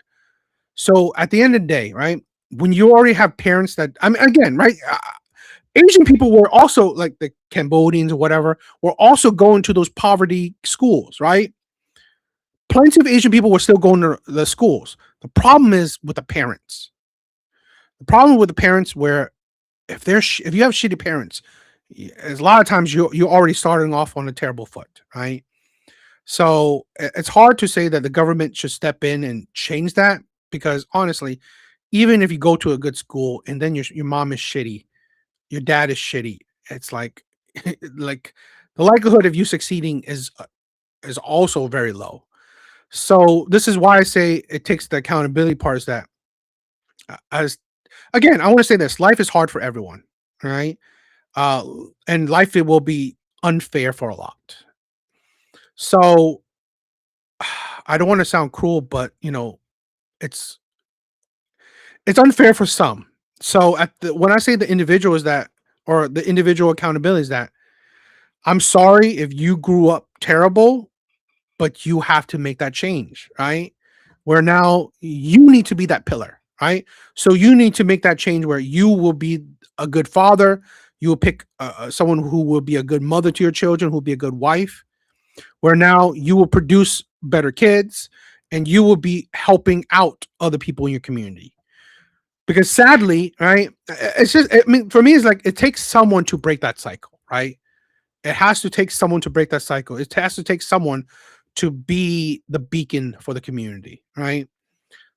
So I don't know what to I don't know what to say that if again it goes back to if we can't move on from the hardship, we will always be stuck in it, right? Life is hard for everyone. I don't know. Well, this kind of also, talking about the beacon for the community. Yeah, communities do need a beacon, and if the government isn't going to, doesn't want to help with, um, at least giving our communities proper funding so we can do better, then, um, we've seen in the past, especially with the Black community, right? The Black Panthers, they get a bad rap, but the Black Panthers started as a beacon for the community. They were given free lunches, they were given free education, they were doing a lot of really great things for the Black community, and then the government demonized them and, you know, shut them down effectively. And the same thing with Native American community. We still have the American Indian movement, right? And the American Indian movement started very similar to, the Black Panthers, right? It was about, being a beacon for the Native American community, the same way the Brown Berets started for the Latino community. Um, and the government doesn't doesn't allow these things to happen because, one thing, especially in under the capitalist system, right, is that, we're expected to do things a certain way, and, um, when we go outside of that norm or outside of those lines, then the government wants to shut us down. And when the government started effectively shutting down, going after the Black Panthers or the American Indian movement or even the Brown Berets, what happened? We pushed back, and then we become considered like a terrorist organization or something. And then they shut us down because now we're criminals and shit. When initially we started just to better our community, and so this has happened in, again, the Black community, Native American community, Latino community, where we try to, as a community, come together for the better of our communities, and then we get shut down by the government. So if the government doesn't want to help our communities, and then they're going to shut down any effort that we do to help our communities, they screw us over. And this is where I talk about that suppression. You know, My I mean I'm not I don't doubt history, right? But I'm thinking about like in my view, the Asian community don't rely on the government necessarily, right? I mean, there's some doing, I don't know. There probably some doing. I mean, when I was a kid, right? My mom did do welfare and shit like that. So yes, but I mean, in general, the Asian community don't rely on the government. They don't even interact with the government. They try not to. So, in my opinion, even if I don't even recommend any community to rely on the government because at the end of the day, I think the government is useless. So at the end of the day, that is not a path to success, right? In my opinion, what I've seen again, I'm not saying I know it clearly, right? I was growing up as a kid, but what I've seen is that Asian people help out each other, right? They in my when I was growing up, my mom she got money from other people to create businesses, and then she put money into a system within the community so other people can create businesses, right? So that's the thing where, or you create, you know, um, you know, supermarkets or um, whatever, right? It's like this is the thing where I think that's the flaw of a lot of communities where you hate the government, yet you also hope the government will bail you out. I think that's a flawed way of thinking in the sense that I agree. I don't think the government cares like that, right? I never thought the government cares about its people like that, right? I'm not the only thing why I'm even on conservative or the right is that I wish for less government, right? I wish for less government control, right? I don't want the government to be all in our system, all in our business. So I want less governmental power, right? I want less tax. I want less government. So that is one of the reasons why I would even be a part of the right or conservative or Republican in a way because I want less of it. If I can get less government, that is better, right? So I just feel like we should focus on ourselves and help out each other, right? Because I think Well, that's the way to go. that goes back to my point when we tried that, right? The Black Panthers. What were the Black Panthers? They were going outside of the government, around the government to help the black community, and the government stepped in to shut them down. Well, my Same thing problem with with the the Black American Panther is Indian because movement. they become publicized, right?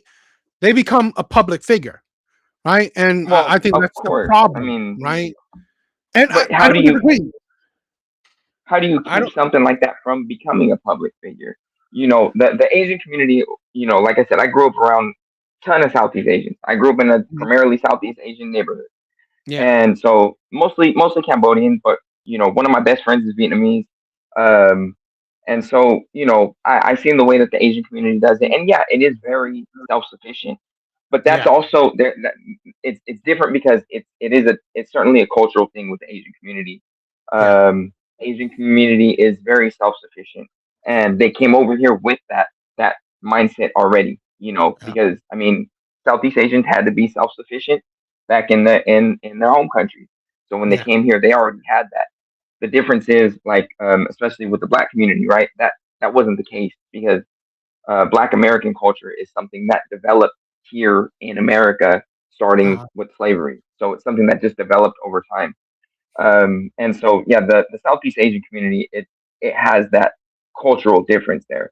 Native Americans, on the other hand, our cultures were completely destroyed for the most part by the American government.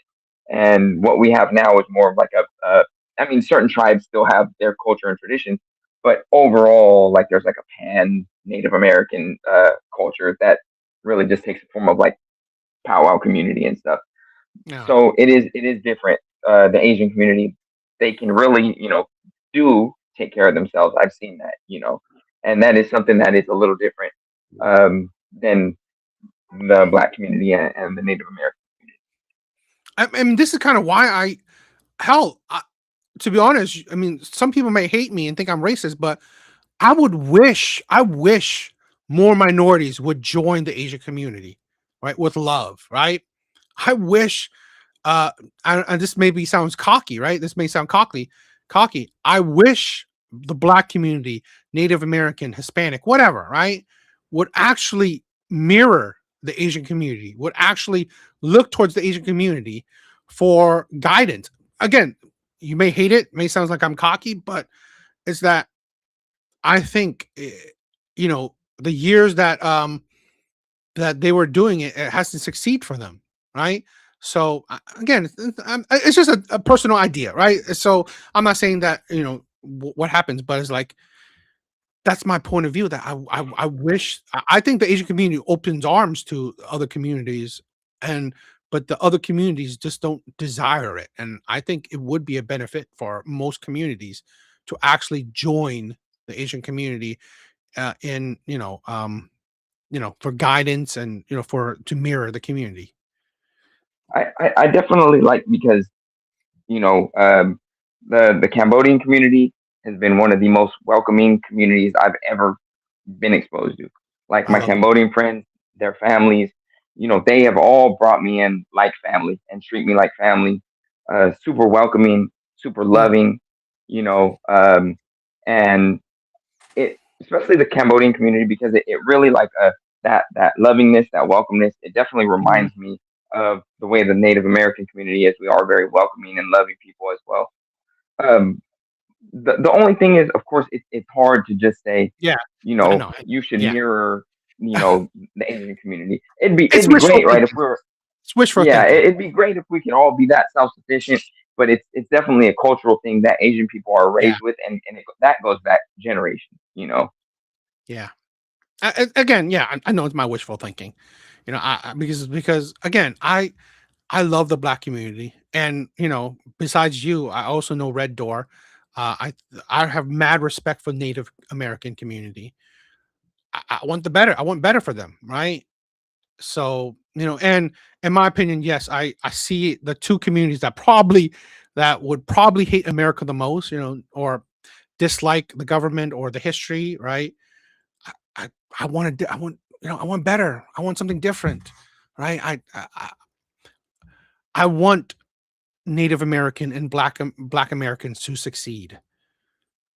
I just, in my views, is that again, I said this, the shackle to the history, being right. What I've seen, right, of current history, it's not working, right? How the path that Black Americans are going, it's not working for them in general, right? Of course, there's Black success, but in general, if you're still complaining about racism, if you're still complaining about the system, if you're still complaining about the white man, then the path you're going on hasn't been working for you, right? So that's why I say the things I say, because I want to break this propaganda that some communities have. You complain about the system, you complain about America, about the white man, about white supremacy. It's not working for you.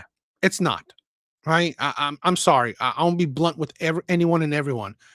It's not working for you in general. It's not working for your community, right? So we need something different. We need to inject something different, a different ideology.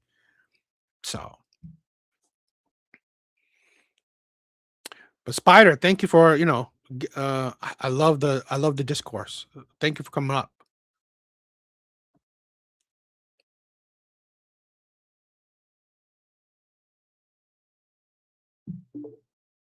Yeah.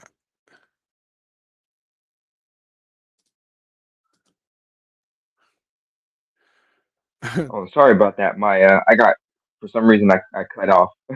It's all good. Any other words, or any other words, my brother? Um, really, that's about it. I think I love the talking about discourse. like the hatred for the American government and stuff like that. Um, yeah, the hatred itself. I mean, any type of hatred in Yeah. general is not productive, right? Hatred is it's negative, so it's never going to be productive. How is your life But going? it How is your life going? my great. I mean, you Okay. I know, mean, um, how old are you? I'm pushing 40. Pushing 40, bro. Yeah. We okay, so we are brothers. We are brothers. I'm a 42 old man, so I love it. I love the old heads in here. All right.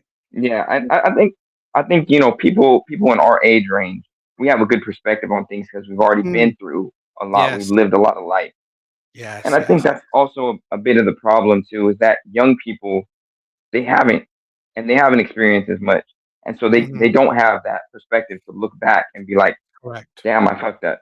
And like, because I know when I was young, I've been in a lot of trouble when I was young, and I've been in jail and stuff like that. Mm, And mhm. you know, it wasn't until I had kids that made me realize, hey, I gotta Yeah. change. I gotta be accountable because I can't have my children coming up how I was. And I think that's a big issue because young people who do come from broken communities, um, they're not going to see things that way. They're not going to have that perspective, which is why Yeah. our communities need help. And sure, right? We don't have to rely on the government, um, but like I mean, if the government is there and they're going to stop us from helping ourselves, then they should help us out. Now, if they want to allow us to organize and help ourselves in a meaningful way that benefits us in a cultural way, whether it be for the Native American community or the Black community, right? Then you know, then great, right? Stay out of our hair, stay out of our way. I'm also not big on Yeah. government intervention. Yeah. I'm a leftist, right? But I'm more on the the libertarian socialist type of leftist, Okay. as in like less government oversight, but still like I think um, everybody should have their basic material needs met. That doesn't Mhm. have to be from the government, but the Mm, government should allow us to do that for ourselves, for our own community. I do. Yeah, I do And agree with that. I do agree with that. the government, especially when it comes to Native Americans and Black Americans, the government has just stood in our way a lot of the time. No, And so if you're gonna stand in our way, either help us or get the hell out of our way. that I do agree. That I do agree, my brother. I love it. I love it. I mean, you could continue staying on with me to we could react to these videos together. If you still have time, that's cool. I'm gonna go ahead and hop off, but it was a good Okay, conversation, and I love it. I I love it. definitely will Join more will be often. Join interested more in. often. Yeah, for sure, definitely will, man. All right. Love it, brother. All right, thanks for having me up. All right. Butterfly. I love it. I love it. My sister. Mad respect. Mad respect. Thank you for the pushback, right? I respect everyone and anyone, right? Thank you for the pushback. Let's continue on with the video. Zyrax, if you ever want to come up, we can always continue our conversation that we had last time, right? So if you do want to come up, we can continue our conversation last time. So up to you. It's just that simple. Pack it up and head out. More room for us and more I options. can't wait till they tell you that. Anywho, so the Declaration of Independence in 1776, when America celebrated its beautiful Independence Day, unfortunately, there were over 500,000 slaves that were still enslaved. So when it says home of the brave and free and this and that, it wasn't free for everybody. So freedom is selective in America. So how can you want people to celebrate a freedom when they were still enslaved? And does anybody They want you to celebrate your freedom, right?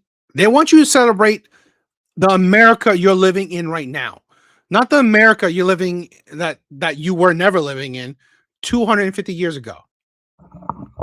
Again, this is the hate I'm talking about, right? These people are ridiculous. It really is, right? This is the hate I'm talking about. This is the shackle I'm talking about. Wake up. You can see one person who loves the country and another person who doesn't. Leave. If you hate the country so much, if you think the history is so bad that you continue to hate, then leave. Just leave. at this table know what the third stanza in the does anybody know what this third stanza say? Anybody? I Okay, can't I'll read recite it. it word for word. Don't worry, I'll read it for you guys. It says, "No refuge could save the hireling and slave from the terror of flight or the gloom of the grave. In the star-spangled banner in triumph we wave." See to you? Is that not crazy that we were still enslaved and they still want you to be so indoctrinated that you forget that your people did not have freedom? I'm never going to forget. And all these people that say it's not that serious, it's not that serious, us right back into slavery. And Right back into slavery. See, this is what I'm talking about. This is what I'm talking about. It's this mindset. And this is the problem. This is the problem with people like this.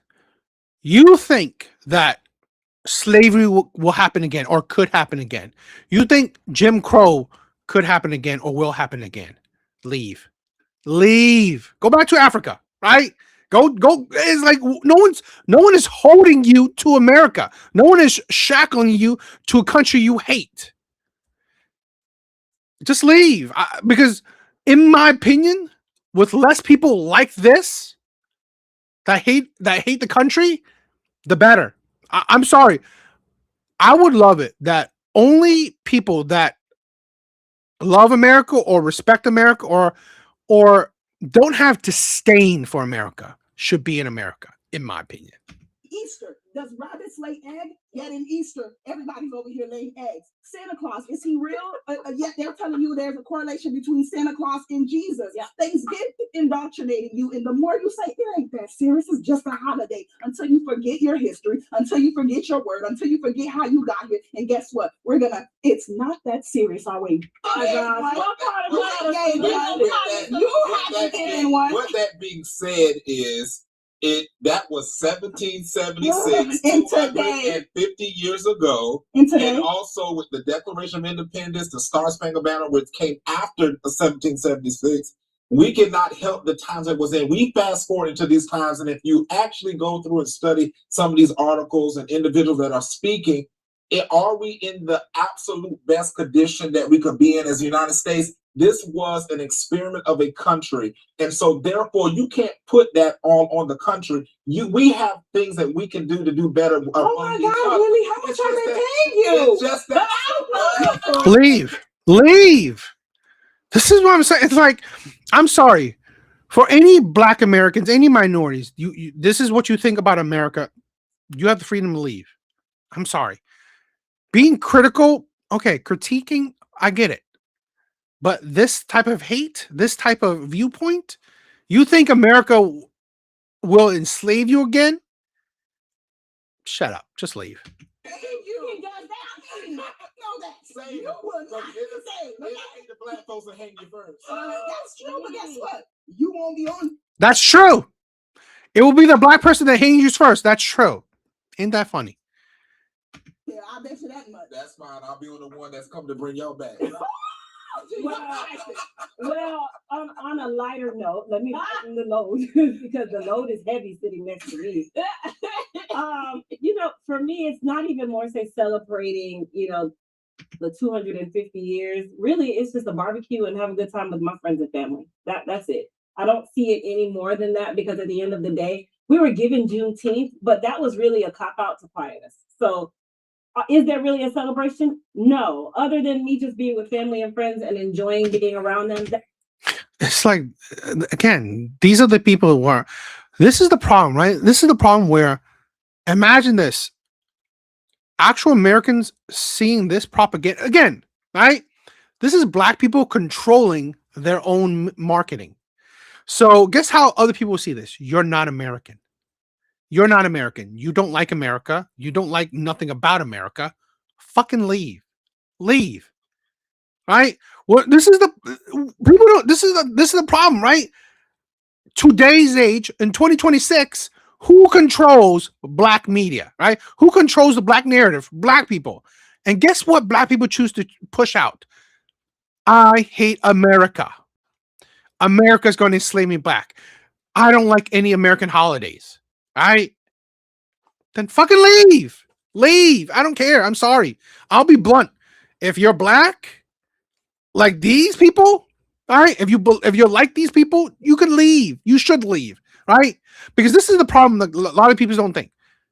Do you think that any of these people, if as terrible as slavery was, what would your life think? What would you think your life would be if it didn't happen? What would you think? Please. I have never gotten anyone to answer this question, right? What do you think your life would be like, right? Today, if that ugly part of history didn't happen. And let me tell you this, history is ugly almost everywhere you go. Africa has an ugly history. The UK, India, China, Russia, everywhere has an ugly history. But here's, God forbid you hate America. What do you think about the kid that lynched in Mississippi? Kid that lynched in Mississippi? Do you have a name? I didn't hear it. Ethiopia. Kid that was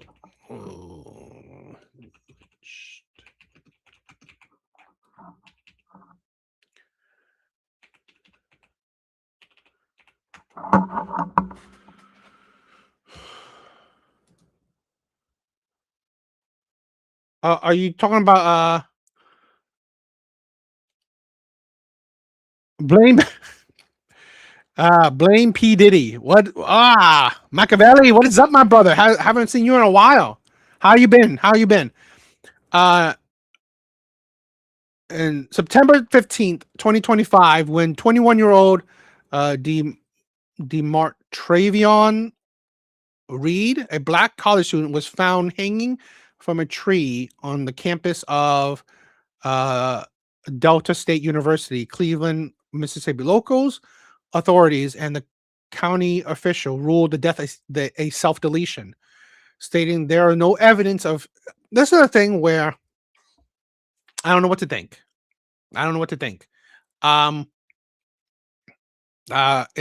It was deemed a self-deletion. There's no new evidence to counter that. There's no evidence to prompt that it wasn't. Now, let me say this. Self-deletion rate is high in the black community, right? Particularly with black men. It is high.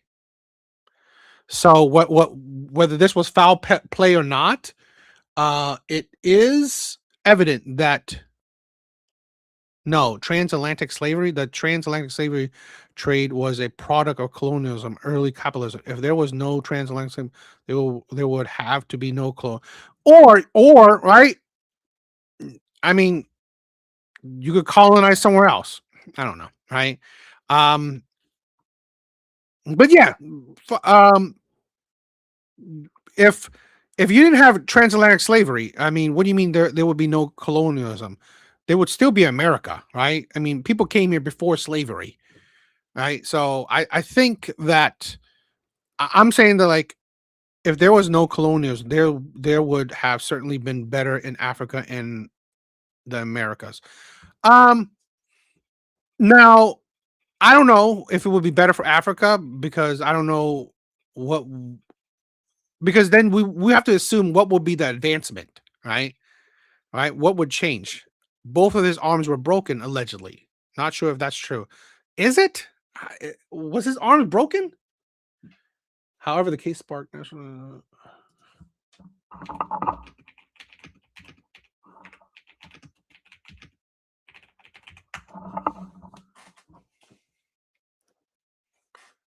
No.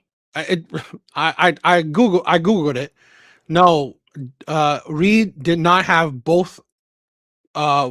Did not have broken arms or legs. The claim that he suffered broken limbs originated entirely as unverified rumor on social media. So I'm not going to try to believe that. No, they didn't come here before slavery. People came here because of colon. Those are two different things, right? Colonialism and slavery are not necessarily hand in hand, right? So they came like they came here before slavery, right? I mean, that's 100% true.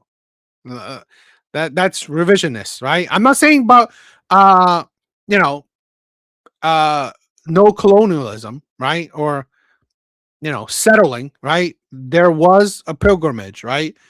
Uh British people, right? Whatever, settled in America before slavery. That is 100% true. Whether you want to call it colonialism or not, okay.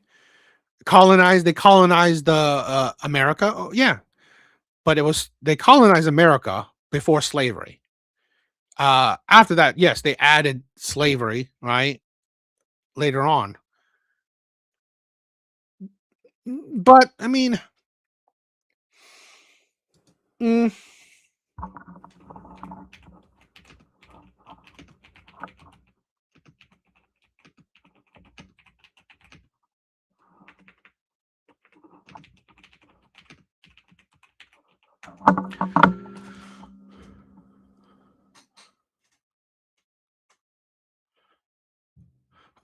but the Portuguese didn't colonize America, right?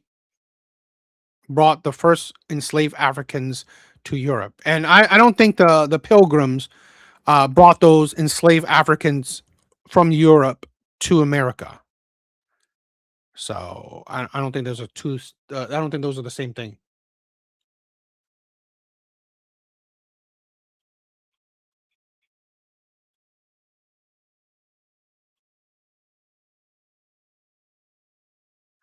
So that was before antebellum slavery. I've never heard of that word. Antebellum slavery? That's interesting. Antebellum slavery.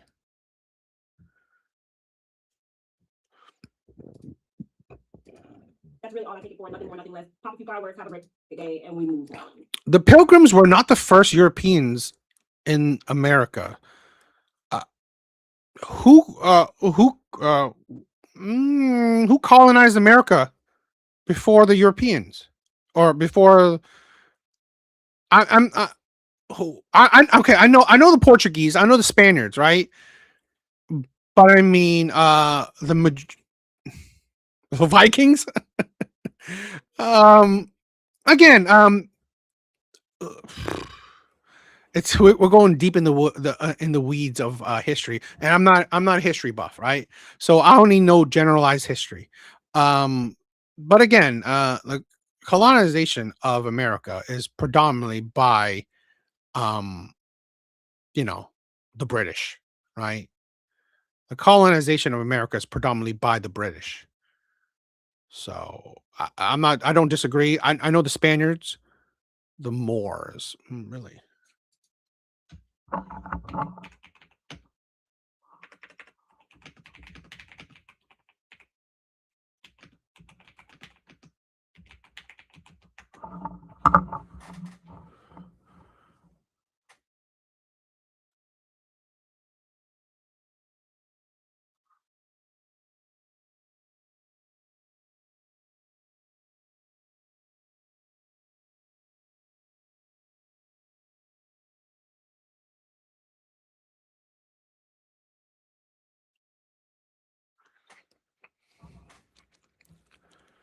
Yeah, I know the Spanish Inquisition, but I thought they went more down south, didn't they? But Christopher Columbus didn't enter America. Didn't he go more towards the Mexico area? Right? I can't. I'm going into weeds. I'm not a deep history man. So you know, um, yeah.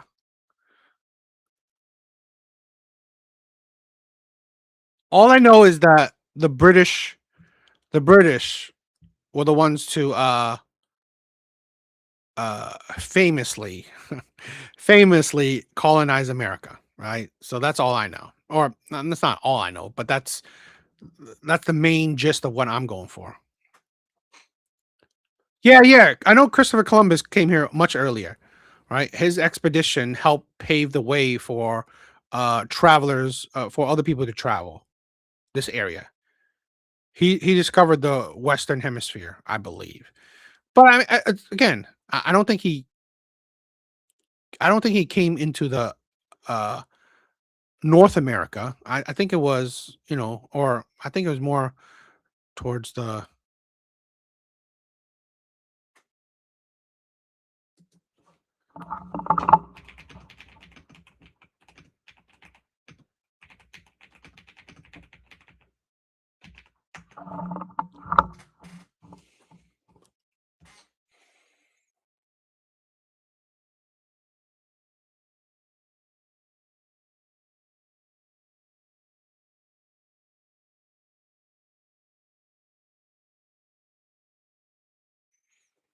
Interesting. Definitely interesting. Yeah, he paved the way. Oh, the transatlantic slave trade. Isn't there? He entered the Caribbean. Yeah, the Caribbeans. Yes, but yes, he paved the way for people to travel. So I think You guys are smarter than me.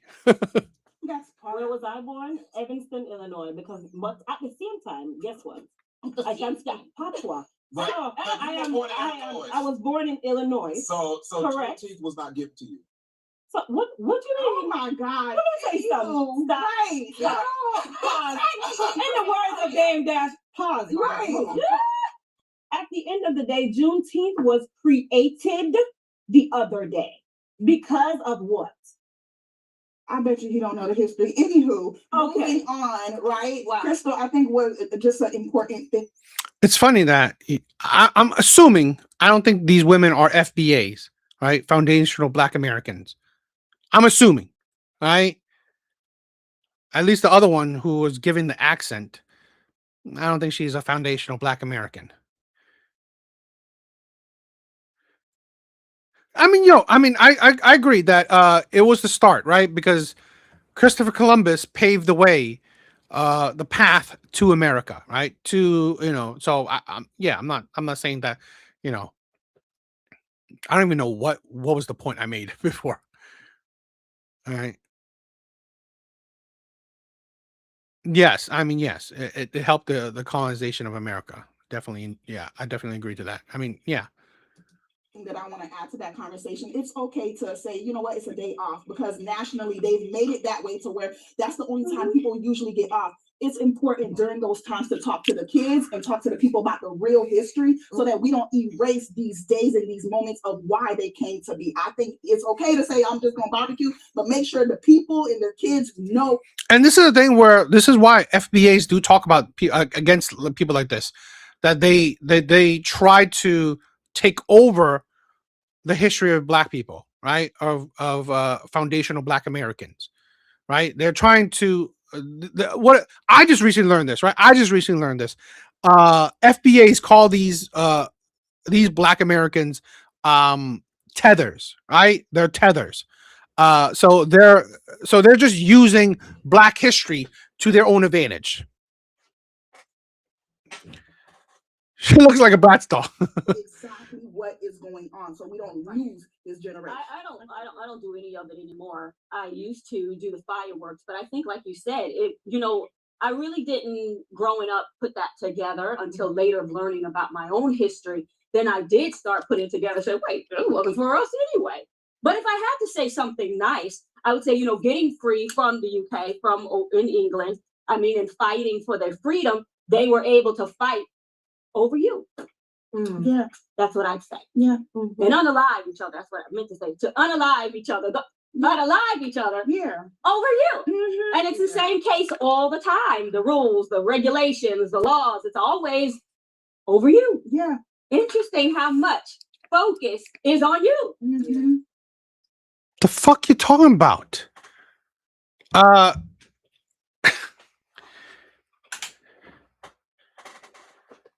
Yes, that's what I've heard. So that's what I've heard. Again, this is ridiculous, right? The American colonies didn't fight Britain over, Black slaves. They fought Britain over not being controlled by Britain. Wow. They want to put a price tag back on you. Well, you're very important, clearly. Yeah. Because if you weren't important, if there wasn't something to you, why would anybody spend time thinking about you? I don't think about people that don't matter to me. Exactly. But you're on their mind all the time. Are you not on them? Yes. All right, what he said? Move on. I had to drink a little bit of tea. So in other news, the next story has left a lot of people with more questions than answers. A Mississippi teenager, Nolan Xavier Wells, disappeared. They're talking about a boating trip with friends on Horn Island. And while his body has now been found and identified, what has many people talking is that the friends who were with him say they don't remember anything. What's wrong with this picture? A lot. Yeah, that's what this is what a lot of FBAs do have a problem with. They don't share the same history, yet they're essentially stealing it to push their own agenda. What's wrong? It ain't no kinfolk. I remember going to Florida State University, and during the time that I was there, they used to tell us that, hey, if you are walking anywhere, you have to do a buddy system. You cannot be walking alone, because literally every woman on campus, damn near 1 out of 4 women, were getting sexually assaulted on campus anytime they were caught alone. This reminds me. That is fucking. That has been debunked. Anytime a Black person is on the outskirts or they're with their friends, white friends, this story, unfortunately, without me even knowing Nolan's story, I knew the outcome. And that's sad to say. I had already known the outcome. You go out camping with a group of white people, it's one Black person, that Black person ain't making it alive. You go out. Do you see why I said this in the beginning, right? This is the narrative I wanted to debunk. NHT. This is the narrative I want to debunk, right? This is the insanity of the Black community. Okay. This is the problem that you want to debunk. So now you're just pretty much saying that if you're with white people, you're sure to die. So you better watch out. This is the uneven outrage. It's like you are more likely to die if you are with Black people. So it's not. It's like this is the insanity that I absolutely hate. This is the propaganda I'm trying to break. Okay, how many you got to do it? How many black people die when they're surrounded by white people, compared to how many black people die when they're surrounded by black or the white by I mean, when black people are surrounded by white people or black people surrounded by black people? How many? Right? It's like, so you don't care when black people are dying, right? Or you barely care when black people are dying in their own community. You do care when they die when they're surrounded by white people. It's pushing the narrative, right? It's pushing your ideology. You see what the type of people these are, right? You see the type of black Americans these people are, because they want to push that divide. They want to push that narrative, right? They want to push white people against black people. Instead of, you know what? Stop it. Stop pushing the divide. It should be good versus bad, right? If you're a bad person or a good person, that's the divide that we should talk about. Not a divide by color. This is my problem with this, with the modern day propaganda, right? With this propaganda.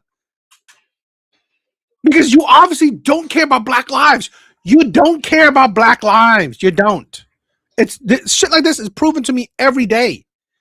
Please, why aren't your stories filled with all the deaths, right? All black deaths from black people? Because that would be a whole lot more. But you don't care. You don't care. This is what I'm saying. The outrage isn't even. Here's a black kind of network, black kind of channel, but you don't talk about that, right? You're not talking about what's actually a big problem in the black community. A big problem in the black community isn't a black person being killed by a white person. That isn't a big problem. What is a big problem is a black person being killed by another black person. But you care so much more when a black person dies by the hands of a white man. That's when you care.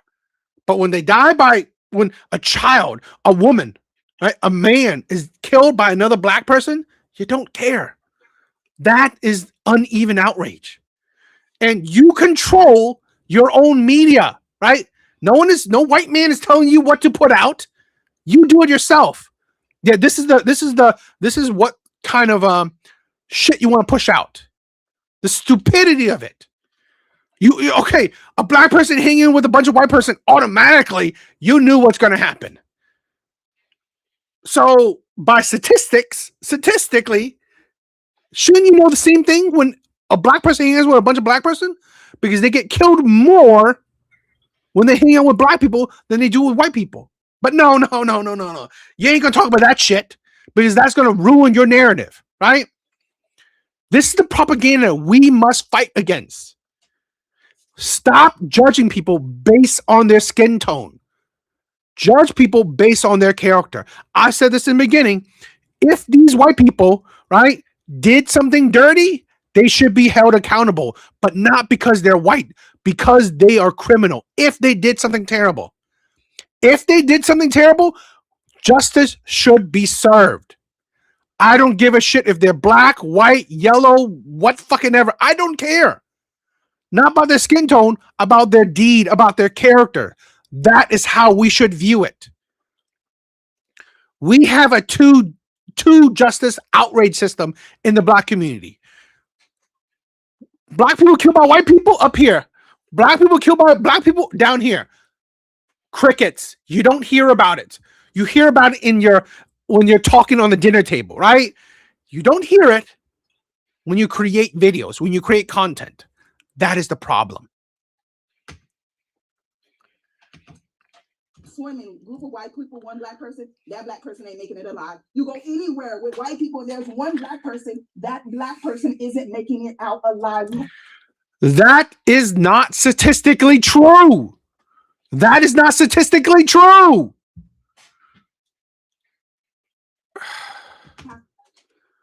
To teach our kids who the real enemy is. And I remember talking about this. It's not a matter of saying who. Teach our kids who the enemy is. Imagine this, right? Imagine if a white man did this, or imagine if it's a white family did this. We got to teach our kids who the enemy is. We got to teach our kids the black people are the enemy. Do you know that racism isn't, you weren't born racist? It is taught, right? Exhibit A. This whole fucking show is racist as shit. I'm just seeing this a little bit, and this is the racist as shit. All right, we need to teach black kids the enemy is the white man. Imagine if this shit is in reverse.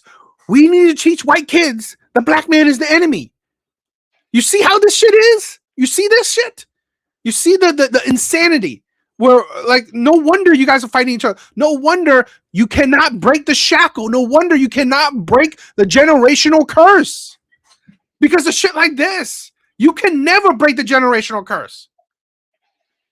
Who is an enemy where you want to go to war? It's just a matter of knowing who has your best interest. Anyone who does not have your best interest is an enemy. We've seen this story over and over again, just not even a week ago. Yeah, I could say I could agree with that. But it doesn't mean that if they're a white person, they don't have your best interest, or a black person. It just means that if they don't have your best interest, period.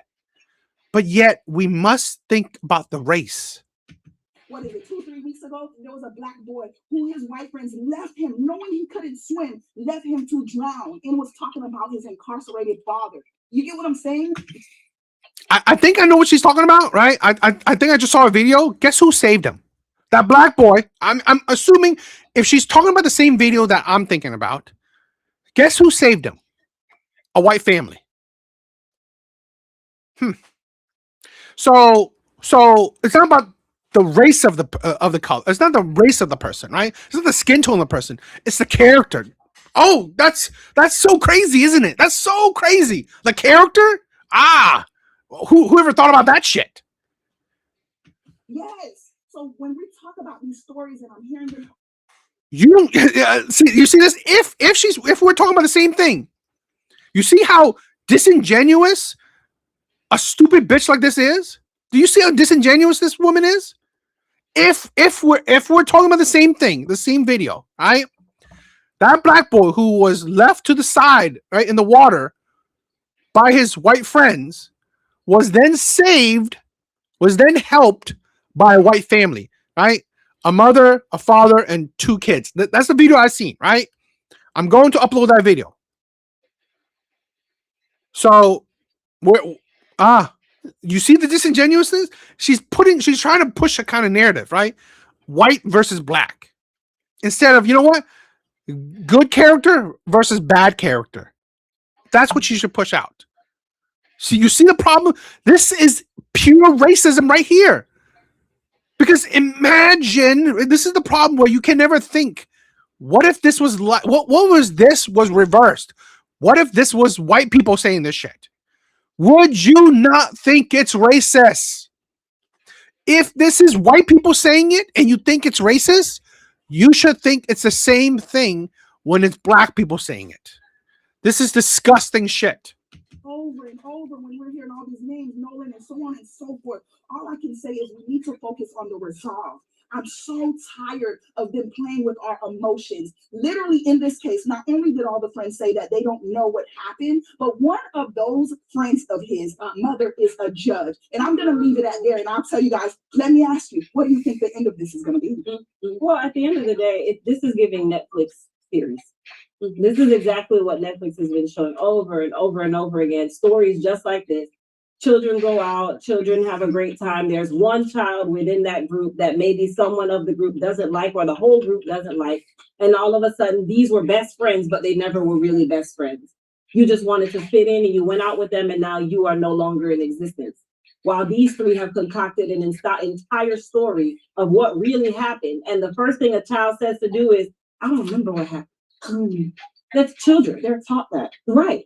And it's just children. So at the end of the day, I really do. Just children. Didn't that bitch just literally say that we should teach our kids that these people are evil? I've said this before.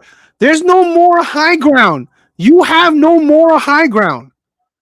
When given the power, you would do the same thing. You literally, out of your stupid fucking mouth, said that I would teach my kids these people are evil. You have no more high ground to stand on. Born for his mother, because I know no parent wants to ever have that moment where you cannot find your child. I can't go 5 minutes without either texting my daughter, where you at, knowing I still have Life 360, trying to figure out where you are at all times when I know that she is not home with me. Or he, because I have multiple. But it's so sad to see that this has happened over and over and over again. And let's be quite honest, Horn Island was known as a no black person's island. Yep. So now it has turned into this entire place of, oh, let's go to the beach, let's have a great time. When people really still don't even know the history of the places that they're going. I'm glad you brought up the history, because I wanted to get into what is the history of this Horn Island. It's Mississippi. I mean, what else would we think? But I think part of the issue is as well, historically, this is what we have learned over and over and over again. This is what we've been taught. This is what we have been indoctrinated in, that when it's a group of white boys, specifically or white girls, well, the black girl, which is the one, is not going to be safe or unalive. And unfortunately, You like it? It was I got it recently at the last convention I went to, right? I took my daughter to the Philadelphia convention, and I had to continue. This is the same brand of mug of my other mugs, right? It's expensive ass mug. This is an expensive ass mug. $70. I really didn't want to buy it, but it's a tradition, right? If I go to this convention, I always buy a mug, so I was like, hell with it, whatever. I'll pay it, but it's a big ass mug, right? That shit is big. Well, I can't stand them anymore. I'm sorry. These people are unbearable. I just showed you a little bit. I was hoping Zyrex would come up, but it seems like she's busy. That's it. I can't stand these people, right? They're just gonna spew more racist ass shit, right? They're literally what I'm talking about, right? Shackled to history. Again, I don't mean that we shouldn't learn about history. Yes, we should, so we don't repeat it. The problem is this shit like this is you're shackled to it because you don't move on from history, right? You still think that if you still think that history will repeat, insufferable. She's insufferable. So I'm tired of shit like this. Guys, that is it. That is it for tonight. Spider, thank you for stopping by. Thank you for coming up. I was hoping if anyone more came up, but Butterfly, thank you. You are an amazing goddess, right? You're an amazing goddess. Thank you for giving a pushback, because I love the back and forth, right? I respect anyone, whether you disagree or agree. I respect everyone, right? So, but yes, please, right? Every Wednesday is a call-in show. If you disagree, if you want to voice your opinions on anything, right?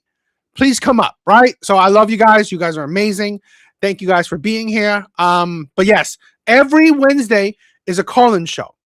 It is your chance to, if you have a disagreement, if you have an opposing opinion, or if you even if you want to express a similar opinion, whatever, right? If you want to show your support, say that you think the same, whatever, I'm down, right? So I love it, right? So that is it for tonight. You guys are amazing. I love you. Later, guys. Red Door, Evil Eddie, Spider, Machiavelli, anyone else? Zyrax, thank you for being Laughing Man. Ethiopia, right? You guys are amazing.